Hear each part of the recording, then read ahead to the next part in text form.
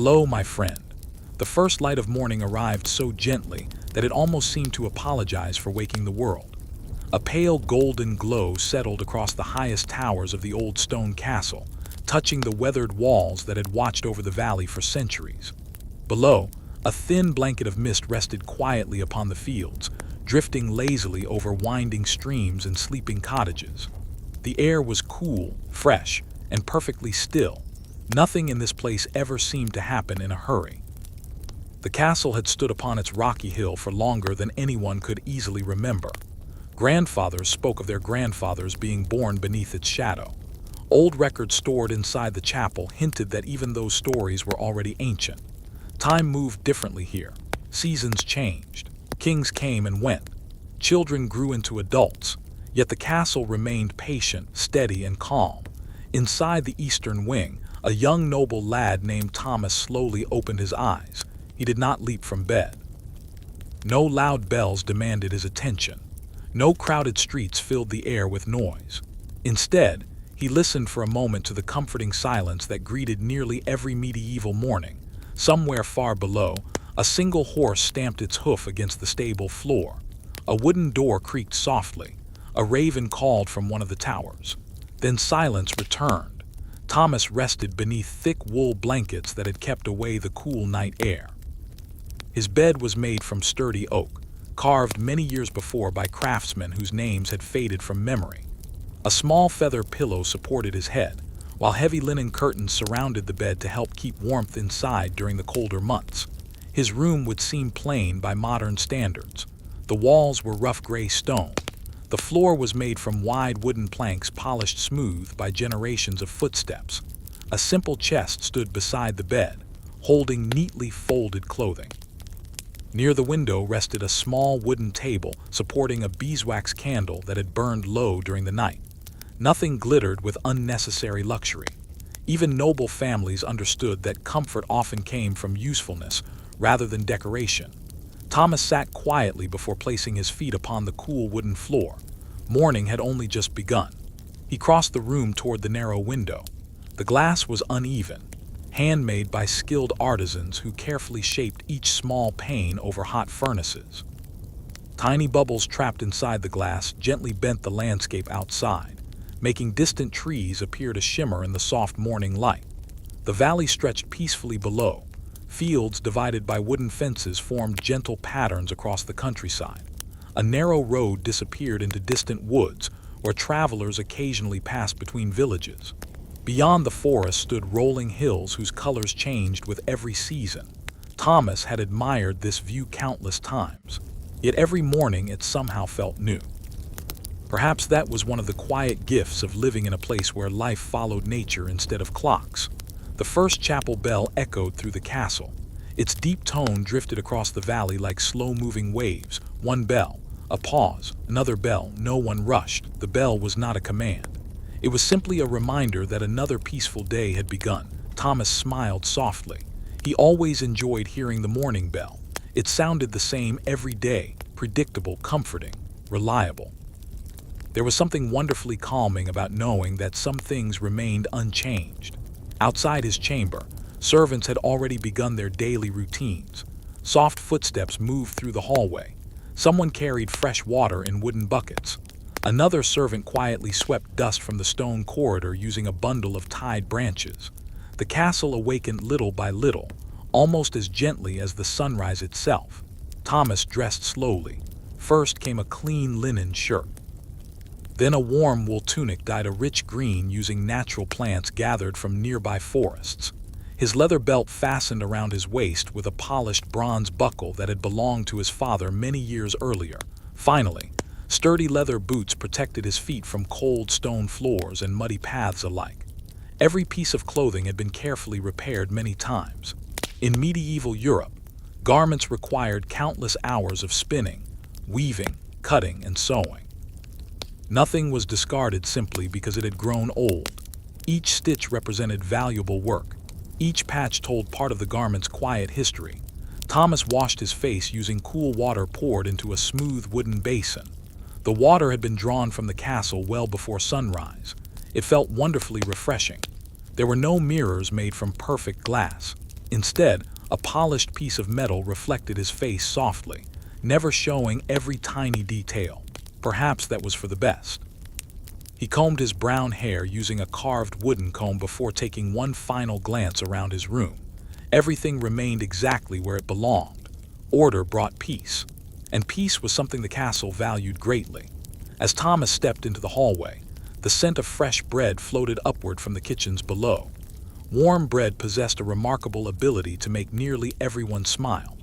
The aroma mixed pleasantly with the faint fragrance of beeswax candles and dried lavender hanging from wooden beams. Sunlight slipped through narrow windows, creating long golden rectangles across the stone floor. Dust floated lazily through the light. Nothing disturbed their slow dance. Thomas descended the spiral staircase one careful step at a time. The staircase curved tightly inside one of the castle towers. Its stone steps had become gently worn after centuries of daily use. Thousands upon thousands of feet had climbed these very stairs. Knights, servants, ladies, children, messengers, monks, visitors. Each had left behind only smooth stone as evidence of their passing. When Thomas reached the lower courtyard, the castle was fully awake. Not noisy, simply awake. A stable boy brushed the coat of a chestnut horse with slow, patient movements. Nearby, chickens wandered confidently across the open yard, occasionally stopping to inspect tiny patches of grass growing between the stones. A pair of sleepy cats stretched themselves beside the bakery door, clearly hoping someone might accidentally drop a piece of bread later that morning. The blacksmith had not yet begun striking his hammer. For a few precious moments, even his workshop remained quiet. Thomas breathed deeply. The morning air carried the scent of damp earth after a cool night. Mixed within it came traces of oak wood smoke, fresh hay, baking bread, and blooming herbs from the castle garden. It was an ordinary morning. Perhaps that was exactly what made it so beautiful. The castle kitchens were among the warmest places within the entire fortress. Long before sunrise, the cooks had already begun preparing breakfast. Thick oak logs crackled inside enormous stone fireplaces, sending gentle waves of warmth across the room. Iron pots hung from sturdy hooks above glowing coals, while copper kettles quietly released thin streams of steam into the cool morning air. Thomas stepped inside and paused for a moment. He enjoyed watching the kitchen come alive. Unlike the great hall, where noble families gathered for meals, the kitchen was always filled with calm and purposeful movement. Every person knew exactly what needed to be done, and everyone worked without unnecessary haste. One baker carefully shaped round loaves of bread before placing them into a brick oven. Nearby, another servant slowly stirred a pot of oat porridge with a wooden spoon nearly as tall as a young child. Fresh butter rested on smooth wooden boards, while soft cheese cooled beneath clean linen cloths. The smell was comforting: warm bread, toasted oats, honey, fresh herbs. A hint of rosemary drifted through the room, mixing with the pleasant aroma of onions gently cooking over the fire. Thomas greeted the cooks with a polite smile. Good manners were expected of every noble child. Respect was shown not only to knights and nobles, but also to the hardworking people whose daily efforts kept the castle running smoothly. An elderly cook named Margaret smiled warmly as she noticed him. "Good morning, young master." Thomas returned the greeting with a quiet nod. She handed him a small piece of freshly baked bread, still warm enough that a little steam escaped when he gently broke it apart. The crust was slightly crisp. The inside remained soft and light. He spread a little fresh butter across the bread, watching it slowly melt into every tiny crack. It tasted wonderfully simple. Food in the medieval world often depended on the seasons. There were no supermarkets, no refrigerated trucks, no shelves filled with fruit from distant countries. People ate what nearby farms and gardens could provide. Spring offered fresh greens. Summer brought berries and vegetables. Autumn filled storage rooms with apples, onions, grains, and root vegetables. Winter encouraged careful planning, with dried beans, smoked meats, and preserved foods helping families through the colder months. Thomas had grown up understanding these quiet rhythms of nature. Outside the kitchen windows, the sun climbed a little higher into the sky. The morning mist slowly disappeared from the valley below. Birdsong became more frequent. A robin landed upon the stone windowsill before quickly flying away again. Breakfast was served in the great hall shortly afterward. The hall itself was impressive without being extravagant. Massive oak beams stretched across the high ceiling, blackened slightly from generations of fireplace smoke. Long wooden tables extended from one end of the room to the other, their polished surfaces reflecting the warm light of dozens of beeswax candles. Colorful banners hung along the walls, each displaying symbols connected to the castle's long history. Thomas took his usual seat beside his father. The lord of the castle was a calm man with gentle eyes and silver beginning to appear in his dark hair.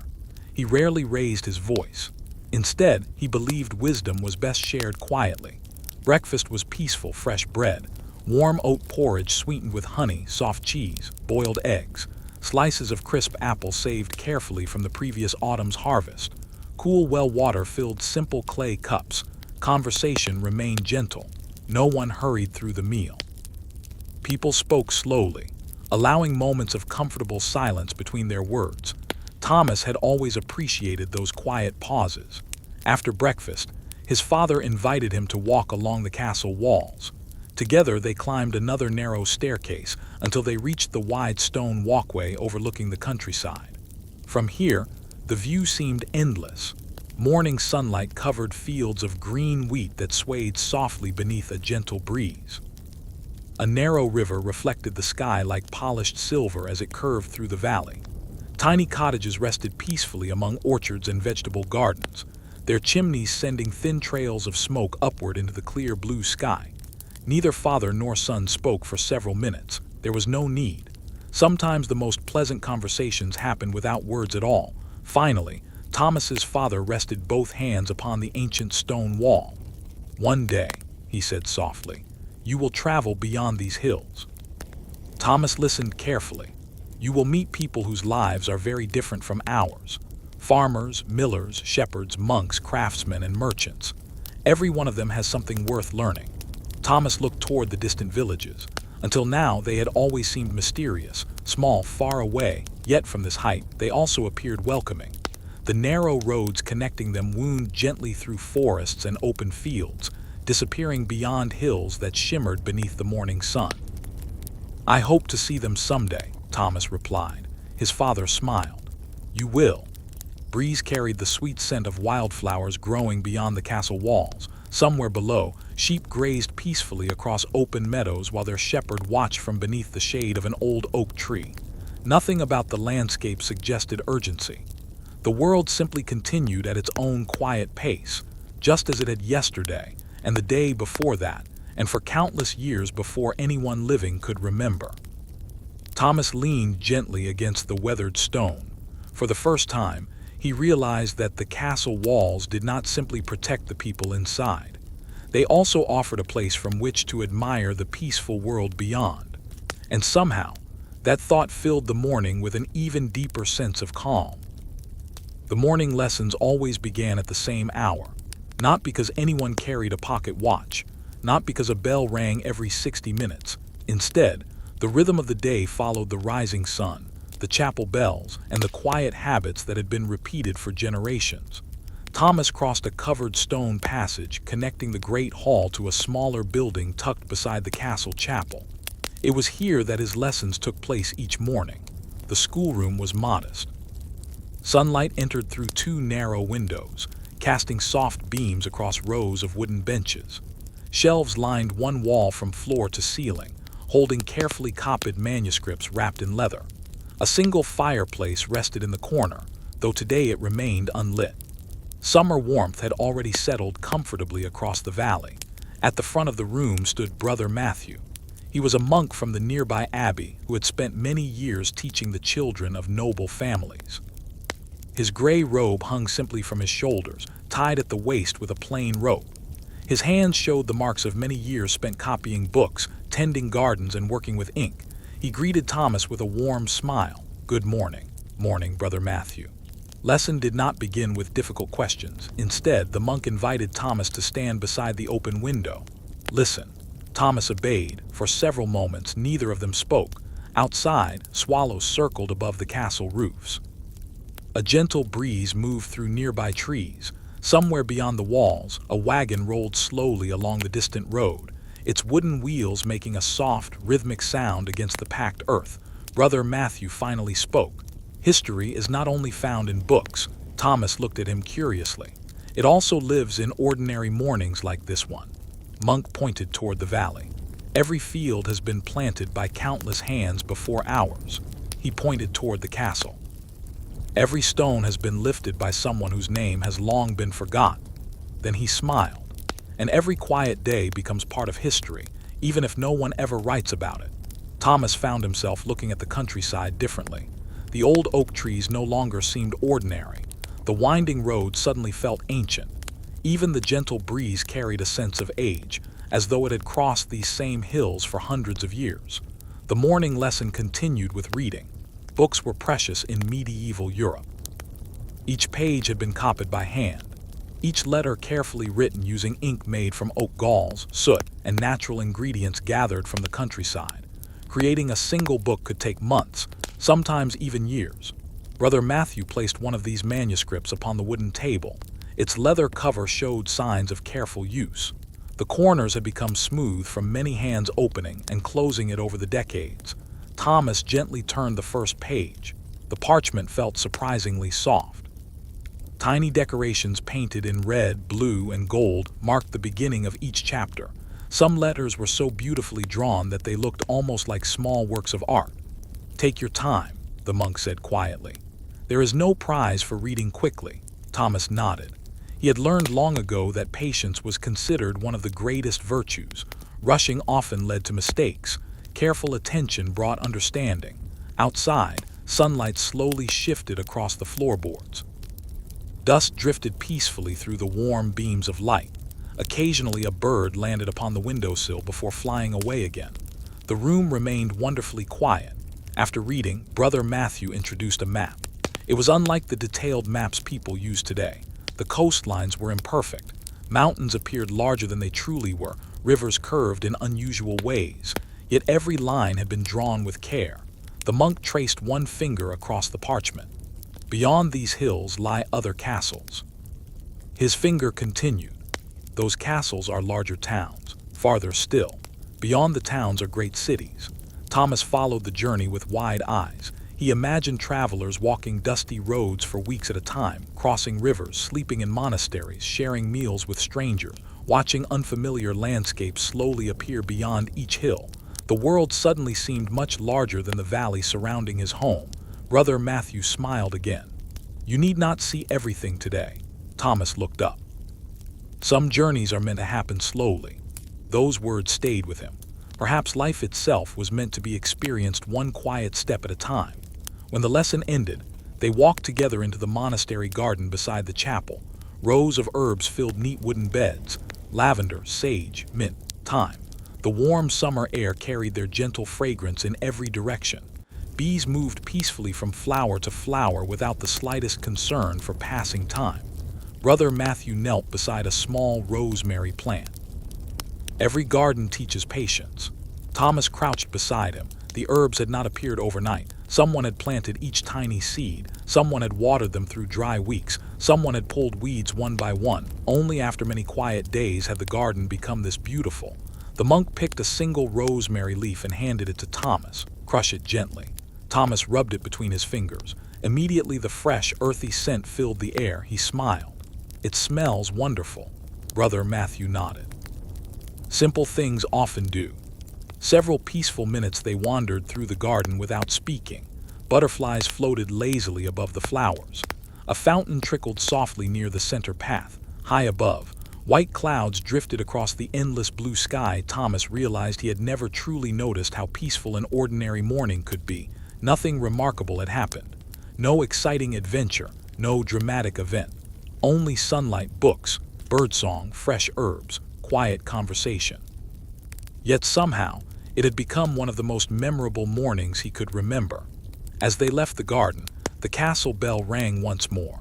Its familiar sound rolled gently across the valley. Another part of the day was about to begin. And beyond the great wooden gates, The wide medieval world continued its slow, unhurried rhythm, waiting patiently for the day when Thomas would finally step beyond the castle walls. By the time the midday sun had climbed high above the castle towers, the morning coolness had quietly disappeared. Warm light rested upon the stone walls, and every corner of the courtyard seemed brighter than it had only a few hours before. Thomas wandered toward one of his favorite places in the castle, the stables. Unlike the great hall or the chapel, the stables always felt wonderfully alive. Horses breathed softly from their wooden stalls. Leather saddles rested neatly upon polished racks. Fresh bundles of hay filled the air with a sweet, earthy fragrance that mingled with the scent of clean straw and sun-warmed timber. A gentle chestnut horse lifted its head as Thomas entered. Its ears twitched forward with quiet curiosity. Thomas smiled. He had known this horse for several years. Its name was Rowan. Rowan was neither the fastest nor the strongest horse in the castle, but perhaps it was the calmest. It never seemed bothered by loud sounds or sudden movements. Instead, it watched the world with patient eyes, as though it understood that there was little reason to hurry. An elderly stable master named William slowly brushed Rowan's coat with long, steady strokes. His gray beard reached nearly to the middle of his chest, and his hands carried the rough strength of someone who had worked beside horses for most of his life. "Good afternoon, young master," William said warmly. Thomas returned the greeting. "May I help?" William smiled. "Of course." He handed Thomas another brush. "There is no secret to caring for horses." Thomas waited. William chuckled softly. "You simply begin and continue." Together they brushed Rowan in comfortable silence. Each movement followed the direction of the horse's coat, slow, gentle, patient. Dust lifted into tiny golden clouds wherever sunlight reached the stable doorway. Outside, swallows darted through the blue sky while a soft breeze carried the distant sound of rustling leaves. After several quiet minutes, William finally spoke again. "Horses notice everything." Thomas continued brushing. "They know when someone is afraid." Another gentle stroke. "They know when someone is angry." A pause. "They certainly know when someone is calm." Thomas rested his hand lightly upon Rowan's neck. The horse remained perfectly still. Its breathing was slow and steady. Its warmth could be felt through the soft chestnut hair beneath his fingertips. There was something deeply peaceful about simply standing beside such a gentle animal. William walked toward another stall to refill a wooden bucket with fresh water. As he worked, he continued speaking. "When I was a young boy, I thought riding was the most important skill." Thomas listened carefully. "But as I grew older, I learned that listening was far more valuable." "Listening," William nodded, listening to the horse. Thomas looked at Rowan. The horse quietly lowered its head toward a pile of fresh hay. No words, no commands, only quiet understanding built over time. The stable master smiled. "Animals teach patience better than many people." Thomas thought about those words for a long moment. Perhaps they were true. Nobody rushed a horse while brushing its coat. Nobody hurried a seed into becoming a flower. Nobody asked the sunrise to arrive before its time. Nature always moved at its own peaceful pace. Maybe people were happiest when they did the same. After Rowan had been brushed until its coat shone warmly beneath the afternoon sun, William led Thomas toward the open stable doors. From here they could see the castle meadows stretching across the hillside. Several horses grazed quietly behind low wooden fences. Their tails swished lazily whenever an occasional fly wandered too close. The grass rippled gently beneath the summer breeze. Wildflowers nodded softly among patches of clover. Far beyond the fields, shepherds guided small flocks of sheep across rolling hills that seemed to continue forever. William rested both hands upon the fence. "When I was your age," he said quietly, "I believed the world was waiting for me somewhere far away." Thomas looked toward the distant hills. "And was it?" William smiled. "I discovered something surprising." "What was that?" "The world had been here all along." Thomas frowned thoughtfully. William pointed toward the meadow. "Look carefully." Thomas did. A butterfly drifted slowly from one flower to another. A rabbit briefly appeared near the edge of the woods before disappearing into tall grass. Clouds floated across the endless blue sky without making the slightest sound. Nothing extraordinary happened, yet everything felt complete. "You do not always need distant adventures," William continued. Sometimes the most peaceful journeys happen simply by paying attention. Thomas nodded slowly. He understood a little more than he had that morning. History was not only kings and castles. It was gardeners tending herbs, monks copying books, bakers kneading bread, stable masters brushing horses. Quiet moments that repeated day after day until they became the gentle rhythm of ordinary life. The afternoon sun slowly drifted westward. Its light became softer. Long shadows stretched across the meadow. Somewhere high above, the castle bell rang once again. Not loudly, not urgently, simply reminding everyone that another peaceful hour had quietly passed. Thomas gave Rowan one final gentle pat before leaving the stable. As he stepped back into the warm afternoon sunlight, he glanced toward the great wooden gates standing at the edge of the castle courtyard. Beyond them waited roads he had never traveled, villages he had never visited, forests he had only seen from distant towers. For now, however, he was content to remain where he was. There would be time enough for journeys. Today belonged to quiet moments, warm sunshine, gentle horses, and the slow passing of another peaceful medieval afternoon. After leaving the stables, Thomas chose not to return immediately to the great hall. Instead, he followed a narrow stone pathway that curved gently around the inside of the castle walls. Few people visited this quiet corner during the afternoon, making it one of the most peaceful places within the fortress. The pathway led to the castle herb garden. It was not a grand garden filled with rare flowers or carefully sculpted hedges. Its purpose was simple. Every plant growing here was useful. Rows of lavender stretched neatly along one side, filling the warm air with a calming fragrance. Nearby, clusters of mint swayed gently whenever the breeze wandered through the garden. Sage, thyme, rosemary, fennel, and chamomile grew in carefully tended beds separated by narrow gravel paths. A woman named Alina cared for the garden. She had done so for many years. No one seemed to remember exactly when she had first arrived at the castle. Some believed she had learned about herbs from her grandmother. Others thought she had spent time in a monastery garden as a young girl. Whatever the truth, everyone agreed on one thing. If anyone knew the language of plants, it was Alina. She looked up as Thomas approached. "Good afternoon." "Afternoon," Thomas replied. Alina smiled warmly before returning to her work. She carefully removed a tiny weed growing beside a rosemary bush. Thomas watched for a few moments. "You pull them one at a time," he observed. "I do." "Wouldn't it be faster to pull many at once?" Alina laughed softly. "It might be faster." She placed the weed into a small woven basket. "But the flowers might suffer." Thomas considered her answer. Sometimes slowing down protected the things that mattered most. The afternoon breeze carried the sweet scent of blooming lavender across the garden. Honeybees drifted lazily from blossom to blossom, paying little attention to the people walking quietly nearby. Their gentle humming blended with the cheerful songs of sparrows perched along the castle wall. Alina handed Thomas a small sprig of fresh mint. "Rub the leaves."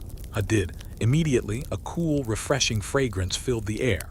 "It smells wonderful," Thomas said. "It always does," Alina replied. She continued watering the herbs with a simple wooden bucket. Each plant received only enough water to keep the soil comfortably moist. No more, no less. "This garden teaches balance," she said quietly.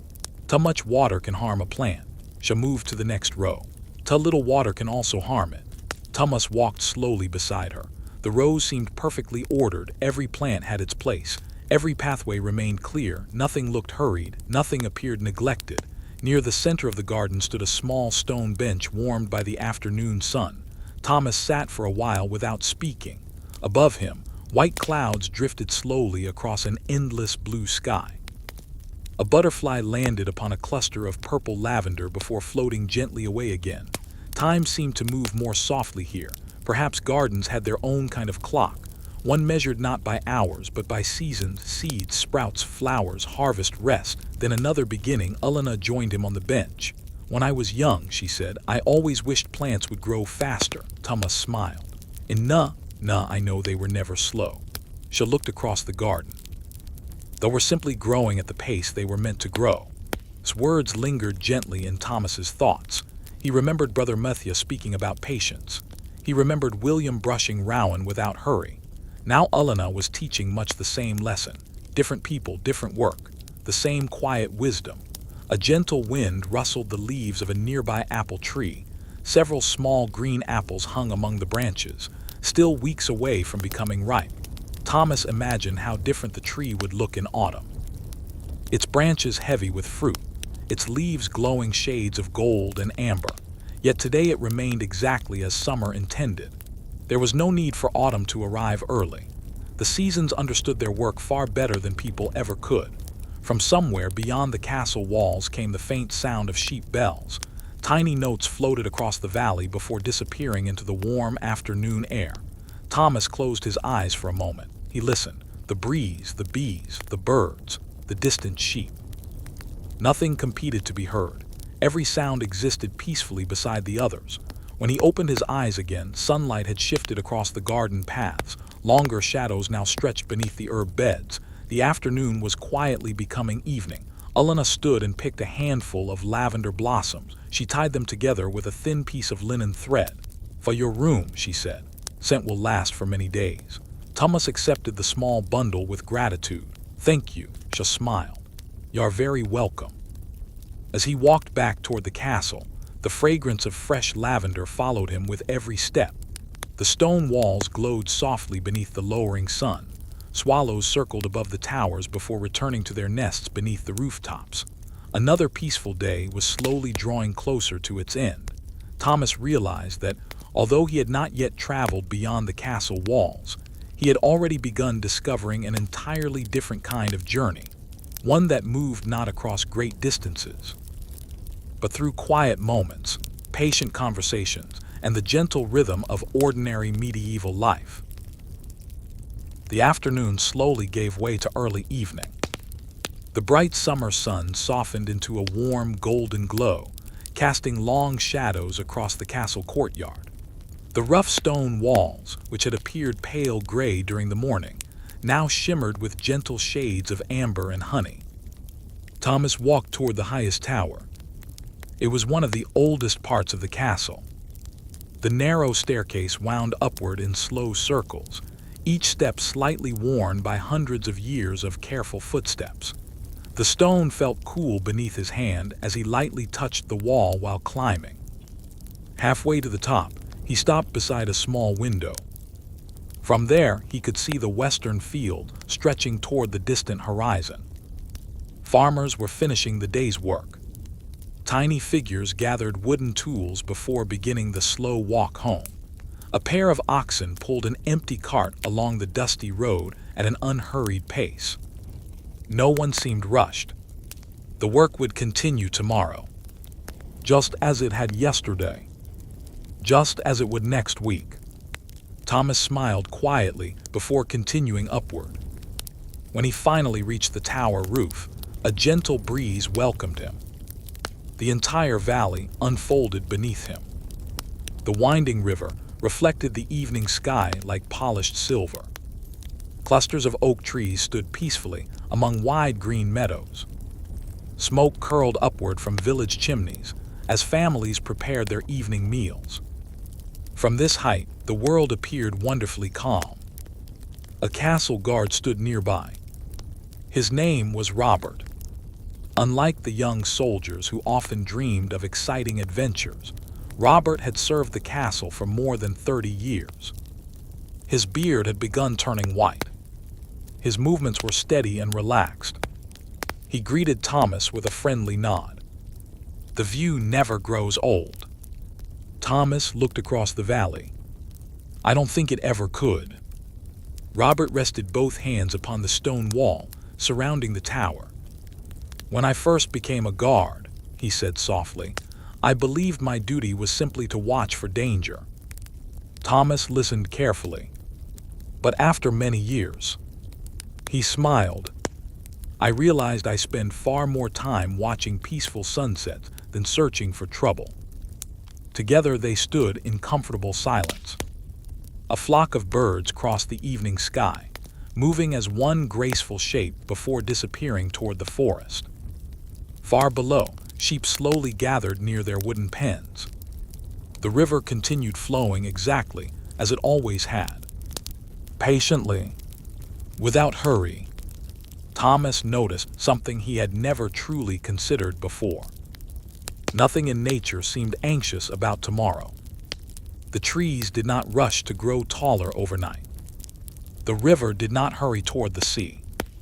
Even the clouds drifted gently wherever the wind carried them. Perhaps people had once lived much the same way. Robert pointed toward a distant hill where a tiny stone chapel stood surrounded by several old oak trees.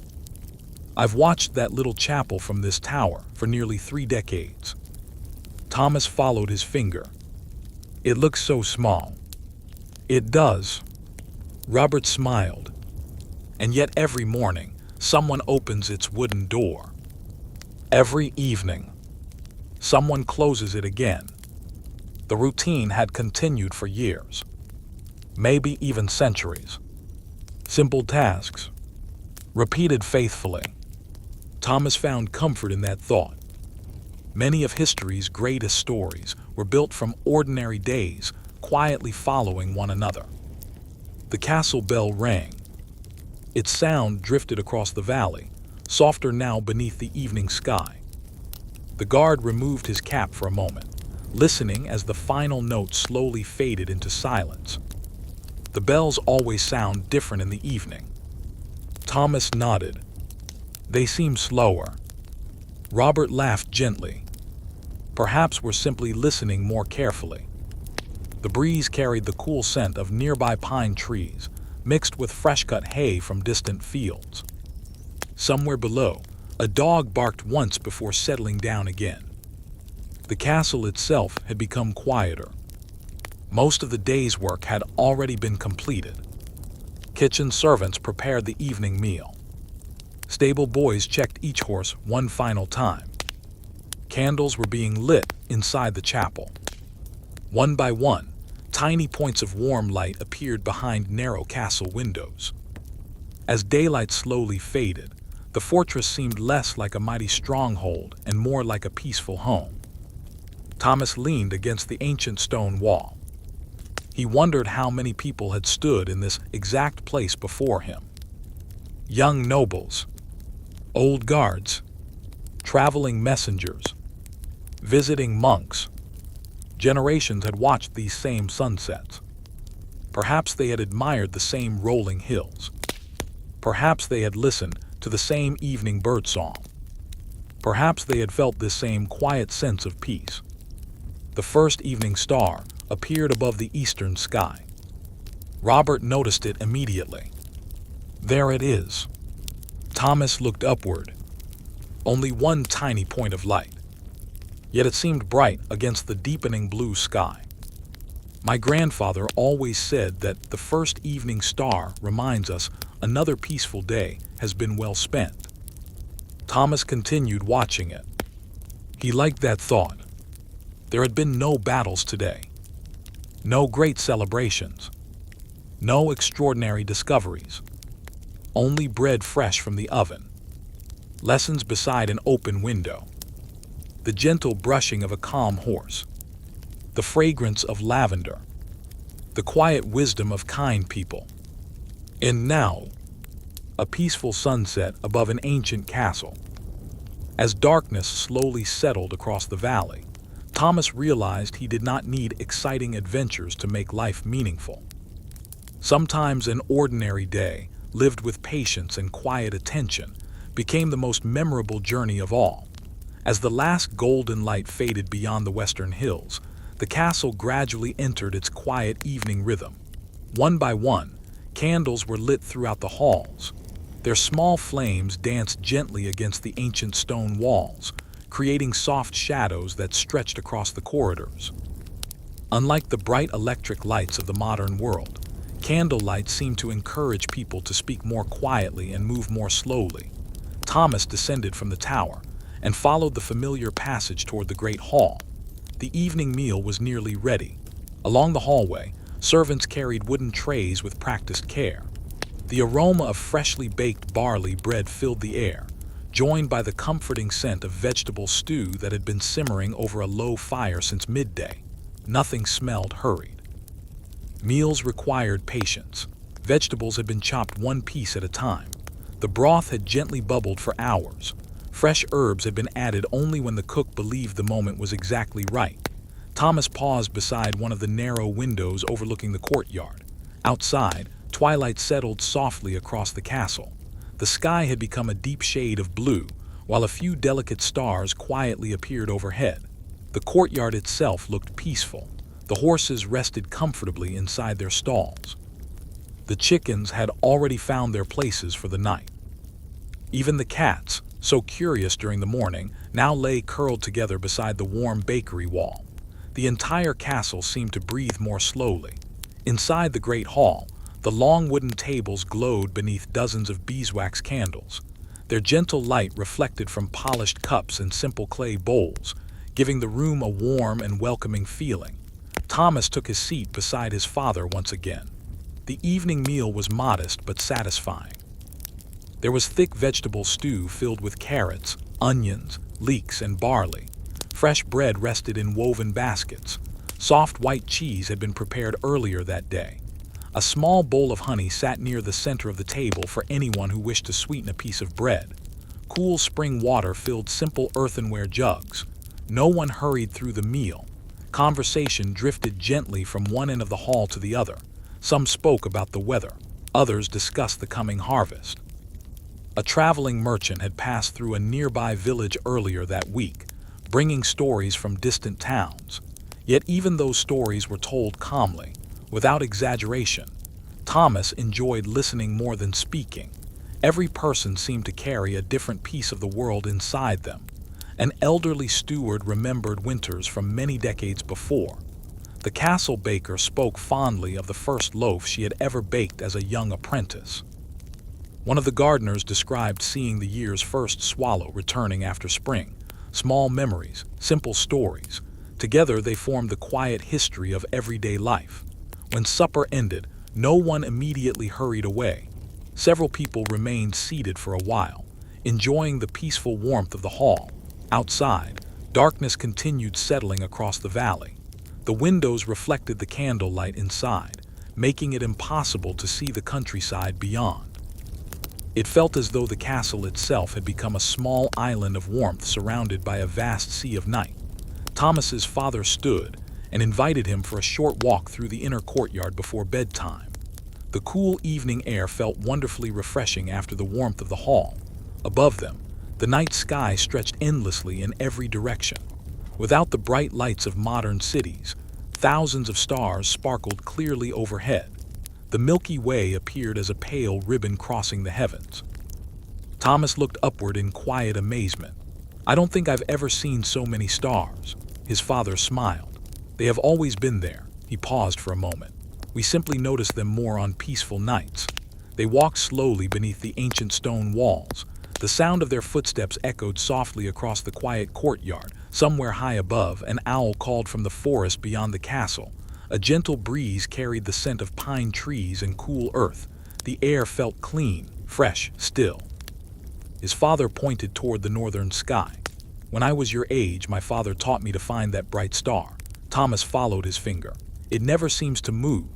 That is why travelers trust it." For centuries, people had looked to the same star while crossing forests, rivers, mountains, and open fields. Long before maps became common, the night sky itself had quietly guided countless journeys. Thomas wondered how many generations had stood beneath these same stars: kings, farmers, monks, shepherds, children. All had looked upward. All had seen this same peaceful sky. Somehow, that thought made the world feel both larger and smaller at the same time. They completed one slow circle around the courtyard before returning toward the castle entrance. Candles flickered gently beside every doorway. The chapel remained softly illuminated.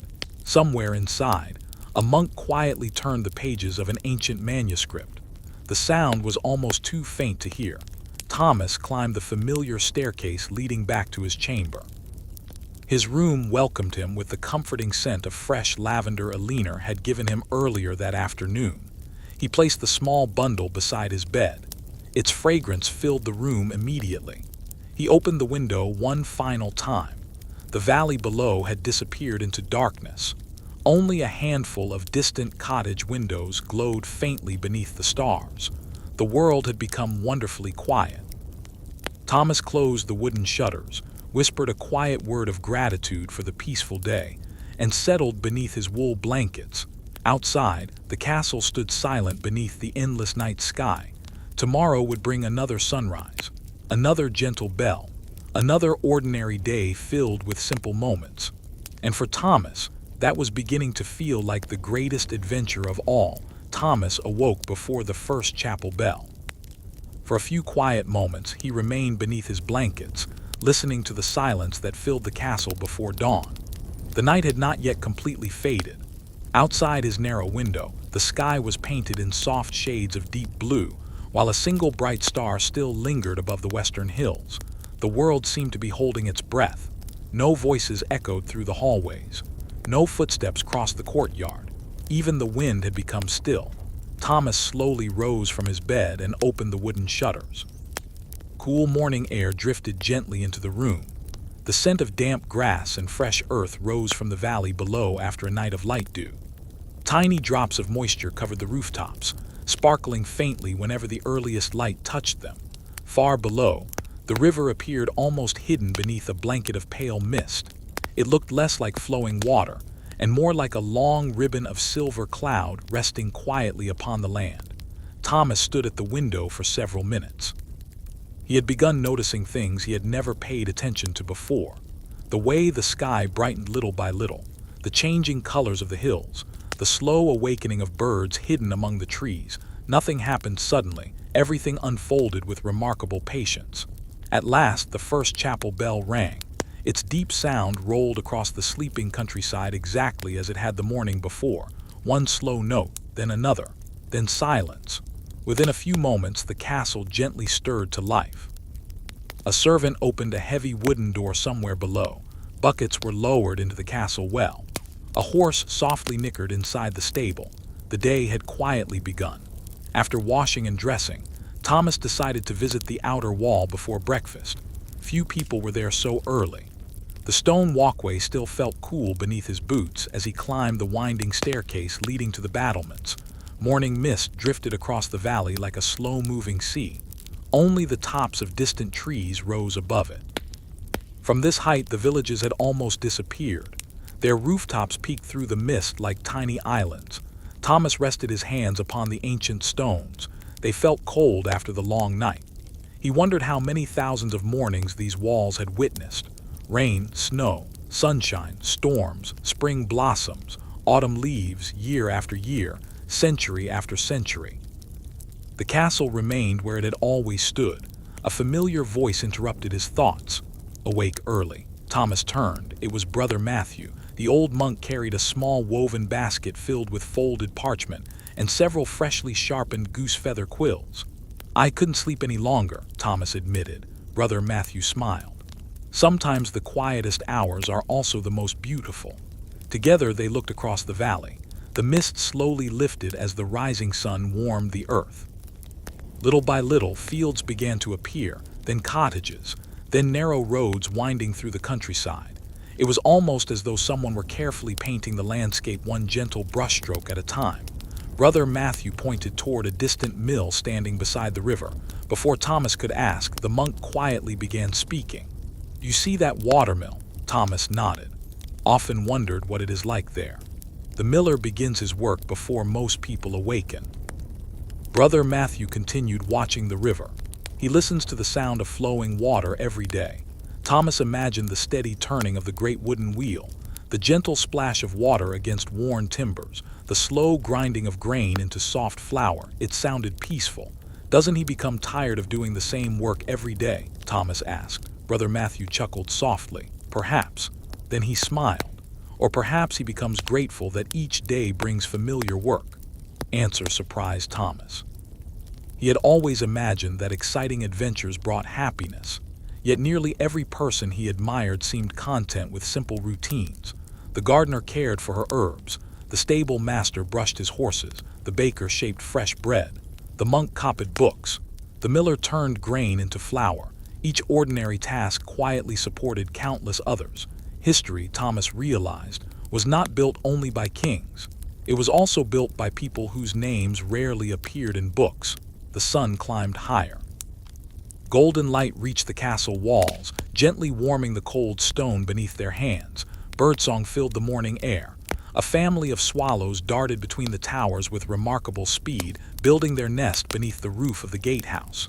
They return every spring, Brother Matthew said. They remember this place. Thomas watched them disappear beneath the old wooden beams. Do birds remember their homes? They do, people. The monk looked thoughtfully across the valley. I believe peaceful places remain with us long after we leave them. Those words settled quietly into Thomas's heart.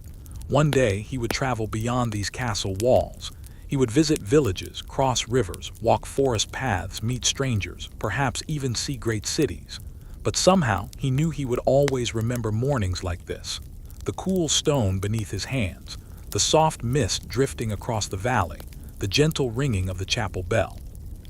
And the quiet feeling that, for just a little while, the whole world had slowed down enough to simply exist. Neither of them spoke again for several minutes. There was nothing more that needed saying. The sunrise continued. The mist continued lifting. The river continued flowing. And another peaceful medieval day quietly unfolded before them. As the morning grew brighter, the castle gates slowly opened for the day. The great wooden doors were enormous, reinforced with thick iron bands that had protected the entrance for generations. They did not swing open quickly. Instead, two gatekeepers worked together, pushing steadily until the heavy doors moved with a long, gentle creak. Thomas had watched the gates open many times before, yet today felt different.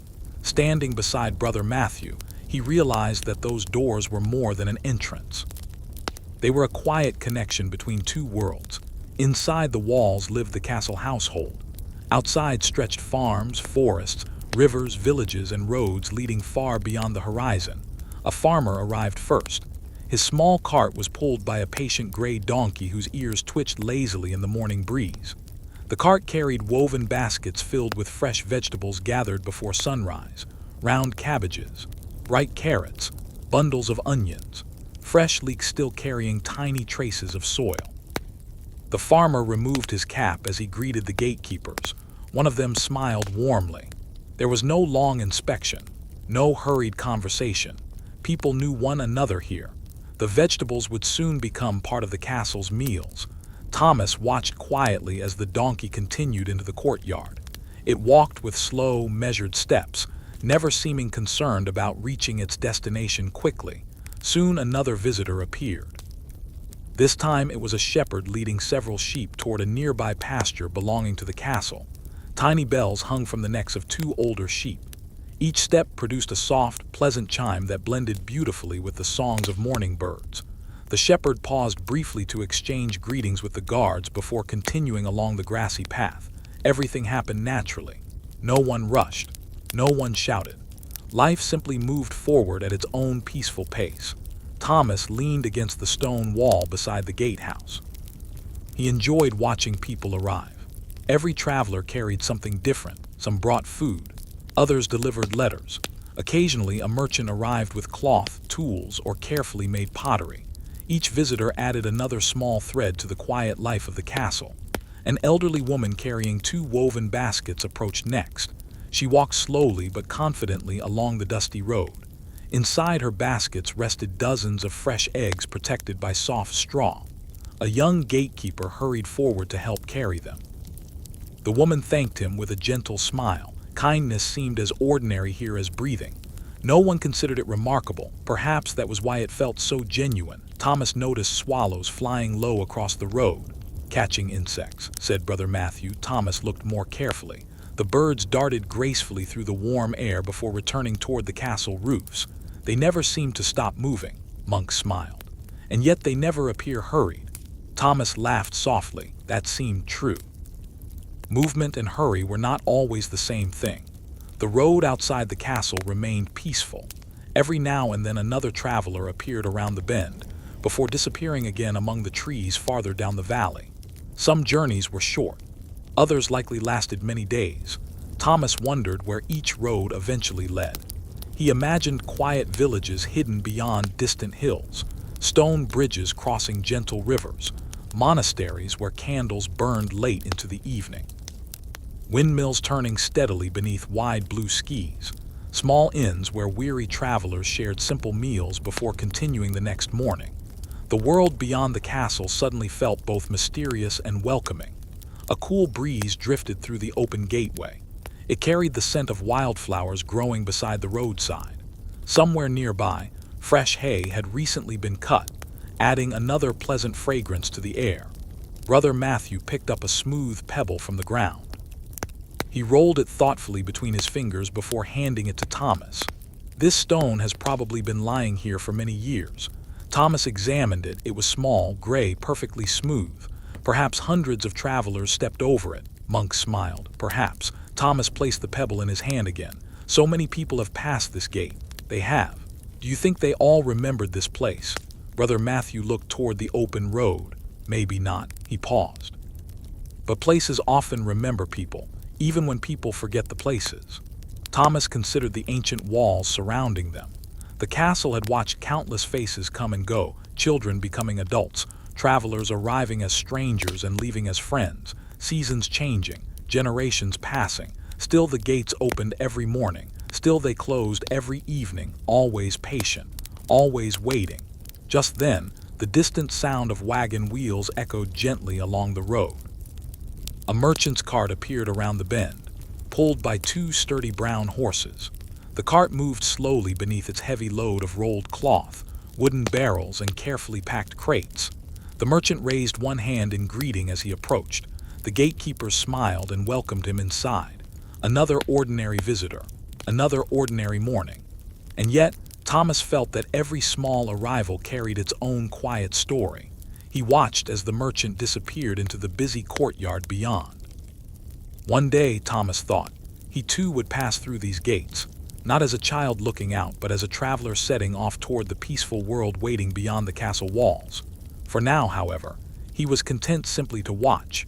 Sometimes he was beginning to understand. Watching carefully was its own kind of journey.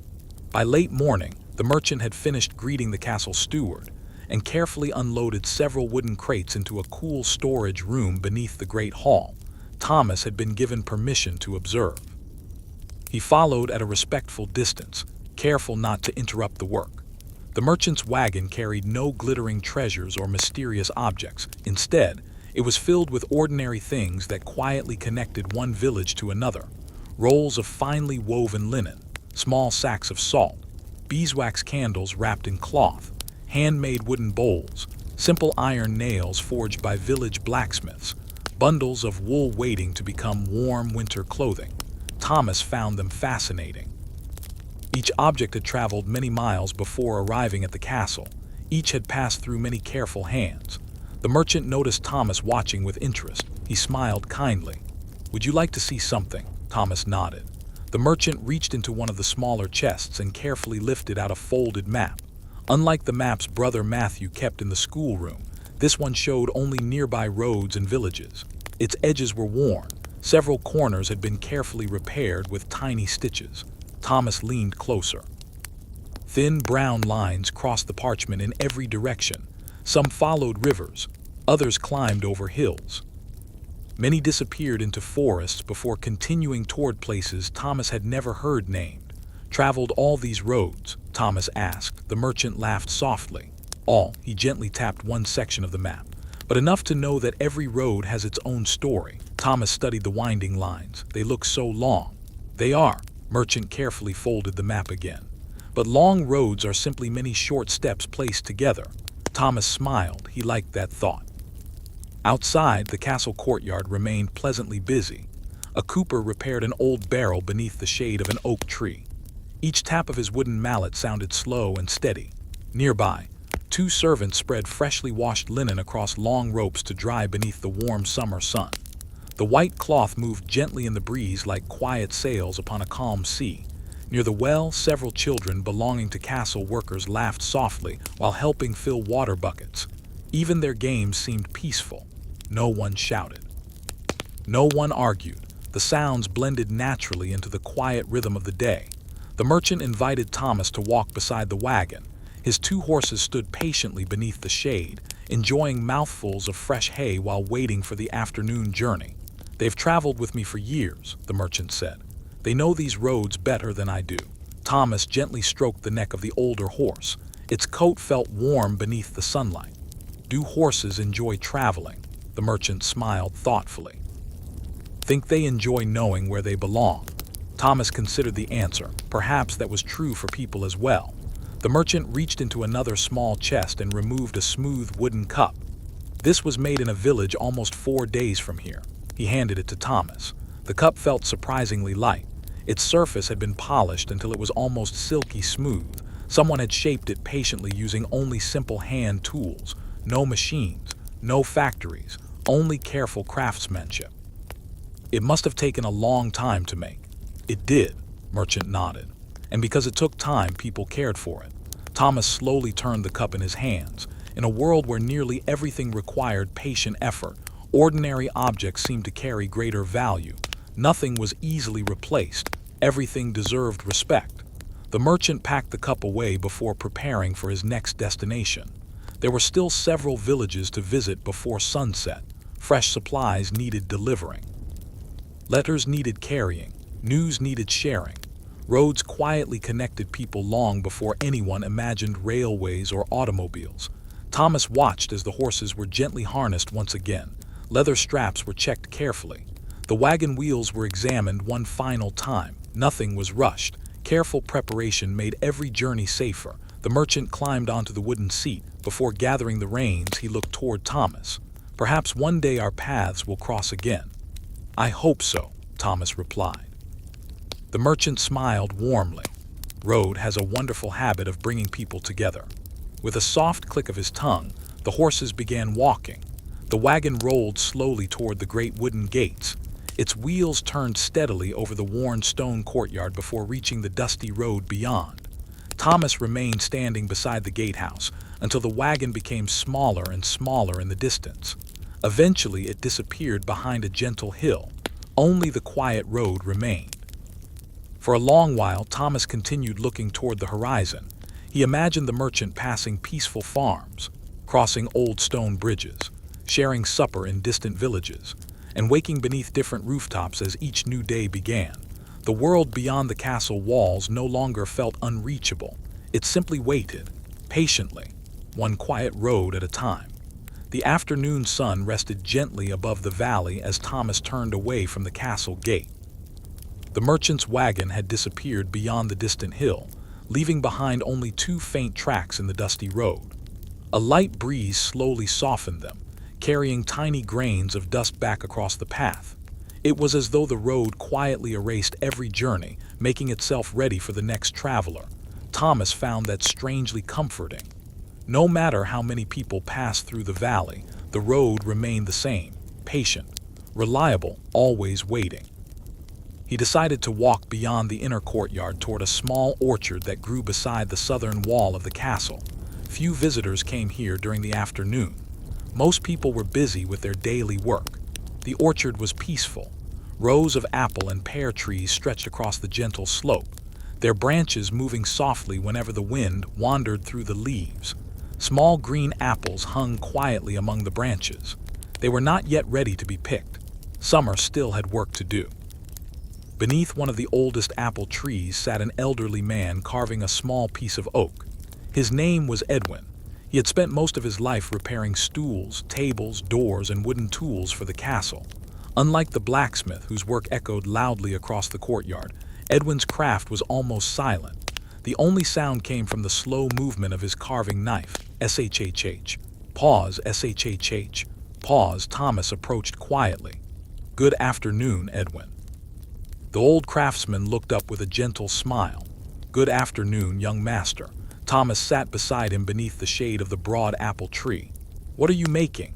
Edwin held up the unfinished piece of wood. "A spoon." Thomas looked surprised. "Only a spoon?" Edwin chuckled. "Only?" He turned the smooth wood in his hands.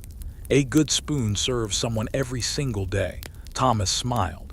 He had never thought about something so ordinary. The craftsman continued carving. Tiny curls of fresh oak fell quietly into the grass. The pleasant scent of newly cut wood drifted through the warm afternoon air. "It must take a long time," Thomas said. Edwin nodded. "It does." "Wouldn't it be easier to make it faster?" The old man smiled without looking up. "It would." Another careful stroke. "But it wouldn't feel the same in someone's hand." Thomas watched every movement. The knife never rushed. Each cut was small, almost invisible.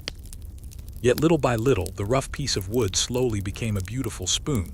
Edwin paused and handed it to Thomas. "Feel the handle." Thomas ran his fingers along the smooth surface. It felt warm from the old craftsman's hands, comfortable, balanced, almost as though it naturally belonged there. "It fits perfectly." Edwin nodded. "That is because I carved it slowly." The afternoon breeze rustled the apple leaves above them. Several birds landed briefly on nearby branches before flying toward the castle gardens. Somewhere beyond the orchard, a beekeeper quietly checked rows of wooden hives. The soft humming of thousands of bees floated gently across the air. Thomas closed his eyes for a moment. There were so many peaceful sounds: leaves moving together, bees humming, birds singing, a distant horse, the quiet scrape of Edwin's carving knife. None of them demanded attention. Together they created a gentle melody that seemed older than the castle itself. When Thomas opened his eyes again, Edwin had nearly finished the spoon. He carefully rubbed it with a soft cloth dipped in natural oil. Immediately the grain of the oak became richer and deeper in color. "It will last many years," Edwin said. "Perhaps longer than I will." Thomas looked thoughtfully at the finished spoon. Someone would eat breakfast with it, soup during winter, porridge on cold mornings. Maybe a child not yet born would someday hold it. Ordinary objects quietly traveled through generations. The old craftsman placed the spoon inside a small wooden basket beside several others. No two were exactly alike. Each carried tiny differences made by careful hands. Thomas realized that perfection had never been Edwin's goal. Usefulness, comfort, care, those mattered far more. Clouds drifted slowly across the afternoon sky. Their shadows wandered lazily over the orchard before moving into the distant fields. Time continued passing as gently as the breeze. Edwin leaned back against the tree trunk. "When I was young," he said softly, "I wanted to build great halls and magnificent doors." Thomas listened. "Now," the old craftsman smiled toward the basket of spoons, "now I'm happy making things people use every day." Thomas looked at the simple wooden spoons once more. There was quiet beauty in ordinary work. Perhaps history remembered castles. Perhaps songs celebrated kings. But everyday life rested upon the patient hands of people like Edwin. As the afternoon slowly stretched toward evening, sunlight filtered through the apple leaves above them, painting gentle patterns across the grass. Neither of them spoke again for several minutes. There was no need. Sometimes sharing a peaceful silence beneath an old tree was conversation enough. And somewhere beyond the castle walls, the quiet roads continued winding through forests, fields, and villages, waiting patiently for the journeys that tomorrow might bring. The afternoon gradually softened into the gentle light of late day. Thomas thanked Edwin for allowing him to watch the carving, then continued along a narrow footpath that wound behind the orchard. The path was little more than 2 lines of flattened grass bordered by wildflowers that swayed quietly in the warm breeze. It led to a place many people rarely visited: the castle pond. Fed by a small spring flowing from the hillside, the pond had supplied fresh water for generations. Although the main well stood inside the castle walls, this quiet pool remained an important part of everyday life. The water was perfectly still. Only an occasional ripple spread across its smooth surface, whenever a dragonfly skimmed low above the water, or a fish briefly rose beneath the reflections. Thomas sat on an old wooden bench overlooking the pond. Someone had built it many years ago beneath the shade of a broad willow tree, whose long branches gently brushed the edge of the water. The willow moved almost constantly. Even the lightest breeze encouraged its slender leaves to dance softly. Thomas watched the reflections. The castle tower appeared upside down in the water, perfectly clear, until another tiny ripple gently blurred its shape. It reminded him how peaceful moving water could be. never completely still, never truly hurried, simply continuing.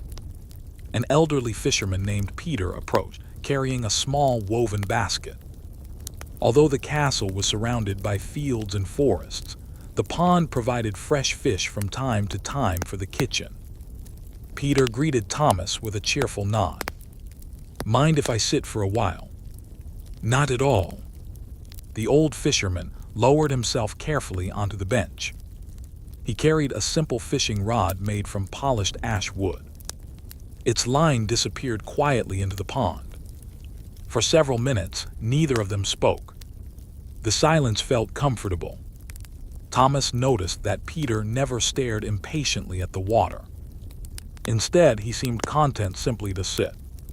Finally, Thomas asked, "How long have you been fishing here?" Peter smiled. "Oh, longer than I can count." He chuckled softly. "When I was your age, I believed fishing was about catching fish." Thomas looked at him curiously. "And now?" "Now I think it's mostly about learning how to sit quietly." Thomas laughed. Peter laughed with him. The sound drifted gently across the pond before disappearing among the willow branches. A pair of ducks glided across the far side of the water. Their movement created gentle circles that slowly widened until they reached the shore. Behind them followed 6 tiny ducklings, each trying very hard to stay close to the one ahead. Thomas smiled at the little family.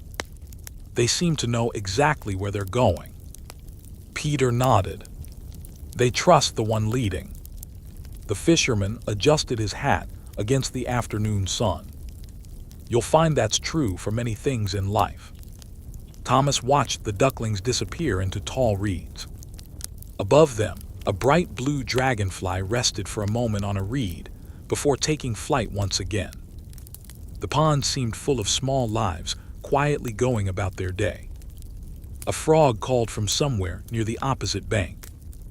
Water striders skimmed effortlessly across the surface. Tiny insects hovered above patches of wildflowers growing beside the shore. Nothing appeared wasted. Everything had its place. Peter slowly reeled in his fishing line. There was no fish. He smiled anyway. "Not today." "You don't seem disappointed." The old fisherman gently placed the line back into the water. "The pond owes me nothing." Thomas thought about those words. Perhaps happiness came more easily when people expected less and appreciated more. The afternoon breeze carried the scent of damp earth mixed with fresh willow leaves. Nearby, tall grasses whispered softly together whenever the wind passed through them. The castle bells sounded faintly in the distance. Their gentle notes floated across the water like tiny waves. Peter listened quietly. "I've heard those bells nearly every day of my life." Thomas looked toward the castle towers. "Do they ever become ordinary?" Peter smiled. "They become familiar." He paused thoughtfully. And familiar things are often life's greatest comforts. Thomas understood. Every morning began with the same bell. Every evening ended beneath the same stars. The castle walls remained where they had always stood. The river continued flowing. The seasons continued changing. There was quiet peace in knowing some things could be trusted to remain. After a long while, Peter finally stood. "I should take one more walk around the pond before supper." Thomas rose as well. "Thank you for letting me sit with you." The fisherman nodded warmly. "And thank you for sharing the silence." He walked slowly along the edge of the pond, his basket swinging gently at his side. Thomas remained beneath the willow tree for several more minutes. The sun had begun its slow journey toward the western hills. Its golden light shimmered across the pond, turning the calm water into a mirror of liquid gold. He realized that he had spent nearly an hour beside the pond. Yet it had felt like only a few peaceful moments. There had been no excitement, no grand event, Only quiet conversation, gentle ripples, drifting leaves, and the steady passage of time. As Thomas finally stood to return toward the castle, he took one last look at the still water. The willow tree, the reeds, the ducks, the reflections. They remained exactly where they belonged. And somehow, that made the whole world feel wonderfully at peace. The path from the pond curved gently back toward the heart of the castle grounds. As Thomas walked, the afternoon sunlight filtered through tall oak trees, creating shifting patterns across the earth. Every breeze painted a new picture of light and shadow beneath his feet. He slowed his pace. There was no reason to hurry. The evening meal was still some time away, and the castle seemed content to enjoy the quiet hours before sunset.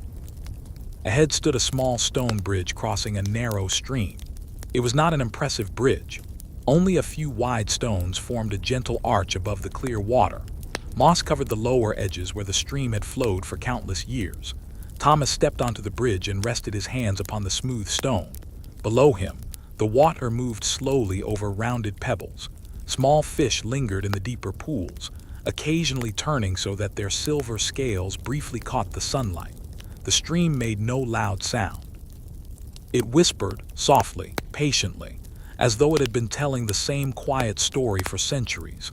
An old woman named Agnes appeared along the path carrying a wooden bucket.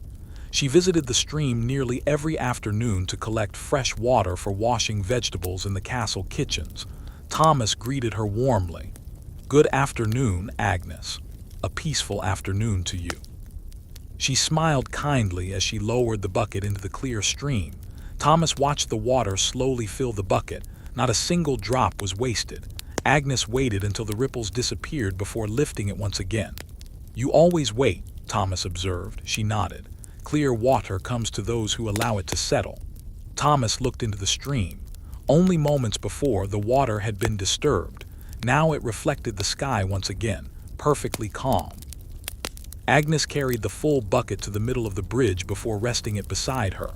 "When I was a little girl," she said softly, "my grandmother often brought me here." Thomas listened with quiet interest. "She told me that streams teach us something important." "Do they teach?" Agnes smiled toward the flowing water.